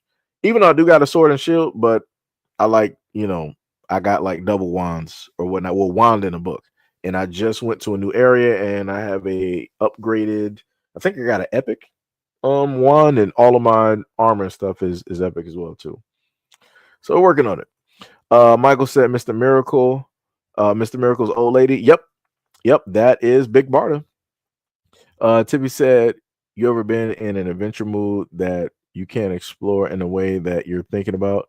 Yeah, I've been like that on certain games where I wanted to explore the game and I couldn't. But shout out to Nintendo for bringing out Breath of the Wild, because I want to say technically due to Breath of the Wild, and Breath of the Wild came back out in like 2017. Due to Breath of the Wild, you had a lot of other games making these larger games where you can technically explore a lot of different places. So I make sure to give credit to Breath of the Wild, because before Breath of the Wild, a lot of games were not really trying to do that. They made sure that everything was sectioned off, that there was going to be a red barrier. It looked infinite, but they made sure to have that that barrier directly there. Maybe Brunswick said game worlds that were made a decade ago are more alive. I mean, if you're talking about Avowed, yeah. But Avowed technically is an old game because of how many years they spent, technically on it. So it, in a sense shows, through the game. But like I said, I'm enjoying it and I like it for what it is. And plus I got Game Pass, so I get to play it for free and I didn't have to pay for it. So I don't really got nothing bad to say about it. It's a free game I get to play. That's where I'm at, Dario said no problem. We'll leave it in the comments too. Okay. Oh, well, you might have to type it out. I think, or something like that. You'll see if you decide to leave it in the comments. Radio started laughing. Talking about Storm. Yeah. Tippy said in real life, SEIJIHITO not in games. Oh, okay. Yeah, I got you. Since she said, I also said play Barbarian with me on D4. I didn't even see that part. But yeah, I got I would have to. Do I even have a new one? Who did I even make for the new season? Who did I make last year? I think I made like a sorcerer or something. I forgot what it was. But I mainly went Barbarian because never in any Diablo did I ever go Barbarian. I was mostly a mage. Diablo 3, I was a witch doctor. That was my favorite class that I love so much because I can either go for DPS or I can go for straight summons. And that's what I would normally do. What else do we got? Maybe Brunswick said NPCs just stand there. All stuff on tables are static. Guards don't do anything. Avowed, as you said, is a lazy cash grab. I mean, I can list far worse games that were, AAA produced. I bought not Vice City. Jesus Christ. I could see the game directly in. I bought Cyberpunk when it first came out, and that game realistically was bare bones. It's a AAA game. Graphically, it looked good and everything, but a lot of things just weren't there. And it took for them to add that in over the years. And a lot of game companies, their main excuse for stuff during the time, they was like, oh, pandemic. That was the excuse that they were running with for years. And I'm like, no, we're in like 2023. You can't keep saying like it's the pandemic. You can't keep trying to run with that and say that that's why the game is delayed or unfinished or this ain't working or that ain't working or why this is missing. And no. So like I said before, and then again, I'm also going to list that I've come from a simpler time of games. Like I originally played on Game Boy. I played on PC. Like I had a Mrs. DOS 95. So a lot of the stuff that I hear people complaining about, that's nothing to me because I had really basic and bare bones. You don't see basic and bare bones up until you go back to the earlier days of PC. Right, where stuff was really static, where stuff was like 8-bit and all of that type of stuff. So like I said, for me, it's to each his own. Brunswick said it's 2025. It's disrespectful. I mean, hey, like I said, I enjoy it. If other people can't, I don't know what to tell them.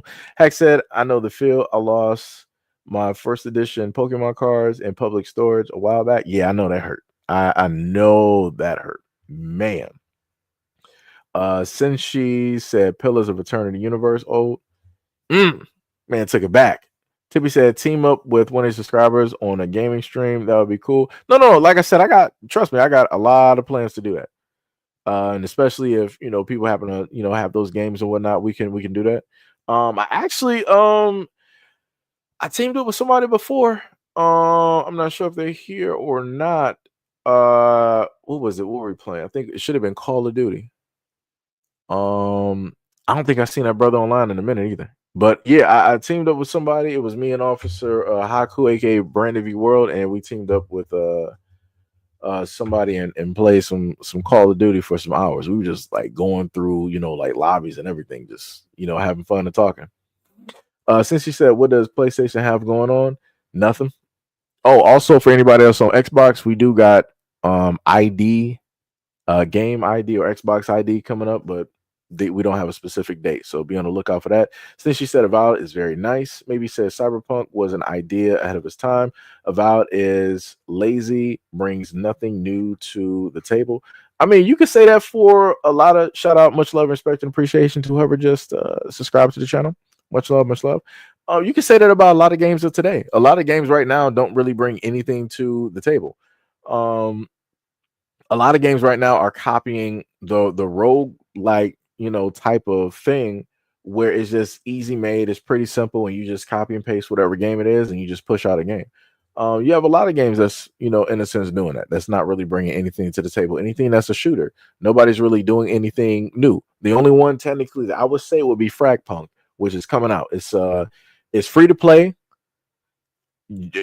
first offhand, but they do have a pre-order where you can get, of course, certain things for just like $10. But if you're on Xbox or PC, wishlist Fragpunk. I played the beta, and it was pretty fun. Once I got used to the controls and got back into the whole thing of playing shooters, it was actually, pretty fun. And how it is that you can manipulate certain things in the shooter and change, from day to night or from hot to cold, and a variety of different environmental things. Like I said, they do things on there that Call of Duty, Battlefield, and Halo have, in a sense, never done. So if this is successful and people give it enough attention, you'll start to see a lot of other shooters try to implement a lot of those things later on. But again, check out Fragpunk. Look at the trailers, look at the gameplay, and you'll see what I'm saying. Since he said Indiana Jones is immersive, yeah, I still haven't even played it yet because it's a lot of gigs. Tippy said whoever in the chat with a gamer tag as Seiji. They can add me, but then I would also have to add them to the standard issue profile of Now that I normally play on, because that's basically my Call of Duty profile. Because y'all know what happened with the original profile. Shout out to Activision. Tippy said, that's low, Seiji, how you said nothing about PlayStation. I have a PlayStation, Tippy. Did you forget? Remember, we played games earlier on. It was me, you, who was it? Jesus Christ. I'm trying to think. I think even Q was there. I think it was like me, you, Q, and a few others. I'm forgetting names right now because it was so far ago. But we were all in the lobby playing knockout ball or dodgeball, whatever that game was. And then I shared with you so you could basically play. Like I said, I remember Tippy. I was there. Uh Brunswick said, "You're spitting facts, though. Respect." Hey, like I said, this is the type of conversation that technically I would normally be doing. Outside of anything that's dealing with like politics, social and all of that type of stuff. Like I said, I'm a gamer, and I can have conversations about a variety of different games. Now, when it gets into sports games, I ain't been in sports games since about last time Marshall Falk was on the cover of Madden. That's like PS2 era, or back in the SmackDown, Here Comes the Pain, and all of that good stuff. So but yeah, we there. Since he said, "Oh yes, I pre-order Frag Punk," yeah, I got to do the same thing too. I'm supposed to buy Dynasty Warriors Abyss as well too. So that may be a game that I'll decide to stream, because I actually watched somebody who had all the DLC and they had my characters from the Way faction, and it should be Woo. I forgot, it's been a while since I played Dynasty Warriors, but I saw my main characters that I love so much. I saw it should be Way. Way should be green. They had Pei Tong and they had Wee In. That's all I cared about. I'm like, I'm good. That's all I need to see. I can play with him on that game. That's going to be, a buy directly, for me. Other games that I play here and there, I do play Fortnite, but I more so play the Lego version of Fortnite, because I'm like, hey, you can go around there, build and different stuff like that, and yada yada yada. So typically they do have Fortnite. So even though you still got a PS4, you can download Fortnite and play it. So that's a game that I could actually roll through and play with you. But I don't know if you got the space for that, because Fortnite takes up a lot of things, like over probably like 100 gigs right now. So that's something. Yeah, Trill was there. I think Q was there, K5 was there, Nini was there. It was quite a bit. Brandon B. World said SEIJIHITO the second coming. This man is gonna link up for this man to link up with Mecha Break. I'm trying. Wait, did they release it? Is it already up? Wait, let me see something. Hold on, let me.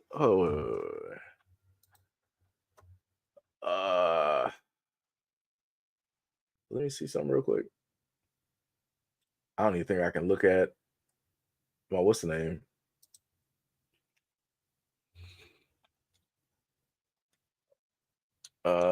Let me see. I don't even think. I mean, I have this, but I don't think. Wait, why is that still up? This is like the tail end of the stream, so it don't even matter at this moment. Let me just see something real quick. I don't even think.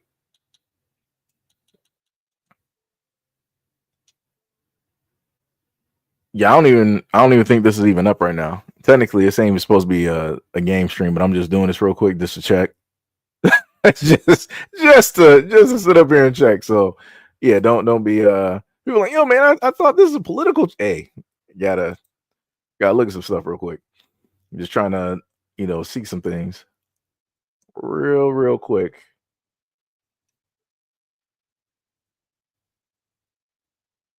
Yeah, I don't think. I mean, it did spin, but I don't think it's this would actually be the what's the name though? Yeah, sign in is basically just up there. I don't even think it's up yet. Or I would have to, download something else. Tippy said I was a beast at that game. I remember. Wow, that's diabolical. Brunswick said EA killed sports games. Yeah. Since she said POS station, that's cold blooded. Pink said Steam has been coming with a lot of good horror games on PC. Yeah, and Tippy has been always telling me, it's like, yeah, play a horror game. I'm not really a horror person. I'm not against it. I would really have to like get into it, like sort of like Elden Ring. Originally, I wasn't mind-wise focused on playing games like that. I didn't really have the what was the focus to do it, but then after I got directly into it, got into the story, built my character and whatnot, and I was going around the land, I was straight Elden Ring. You couldn't tell me nothing. Couldn't tell me nothing. Was out here in these Elden Ring streaks for about close to 2 months. Maybe said you should play Mass Effect. I've watched people play Mass Effect. I did have Andromeda. I didn't have Mass Effect 1, 2, or 3, but I did have Andromeda, and I didn't finish it.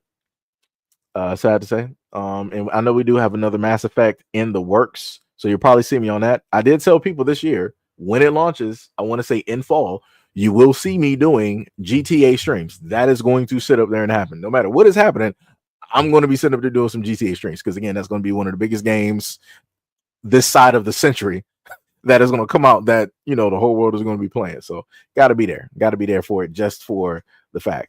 Brandon, you said, yep. Well, maybe I gotta look up something different. Hold on, let me see something real quick. I might have to go to his store and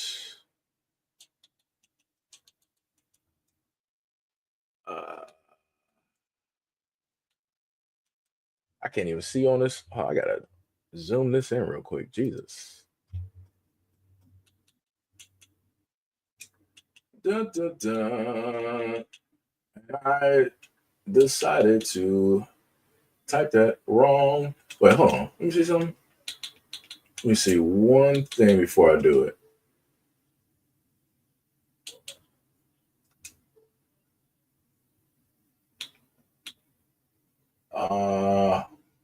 Yeah, we don't got nothing here. And let me go here.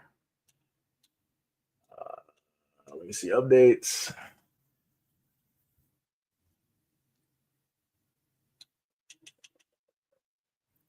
Yeah, I still gotta fix Marvel Rivals. Oh boy. Yeah, I got nothing up there for Mecha Break. And the craziest part is if I look, yeah, I got Mecha Break here. I think that's supposed to be the full game, but I ended up downloading that by mistake somehow.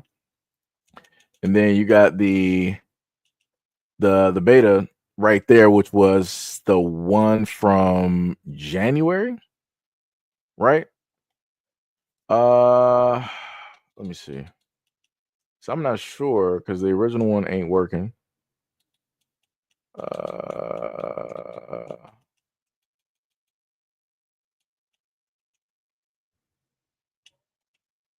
Right. So we do that.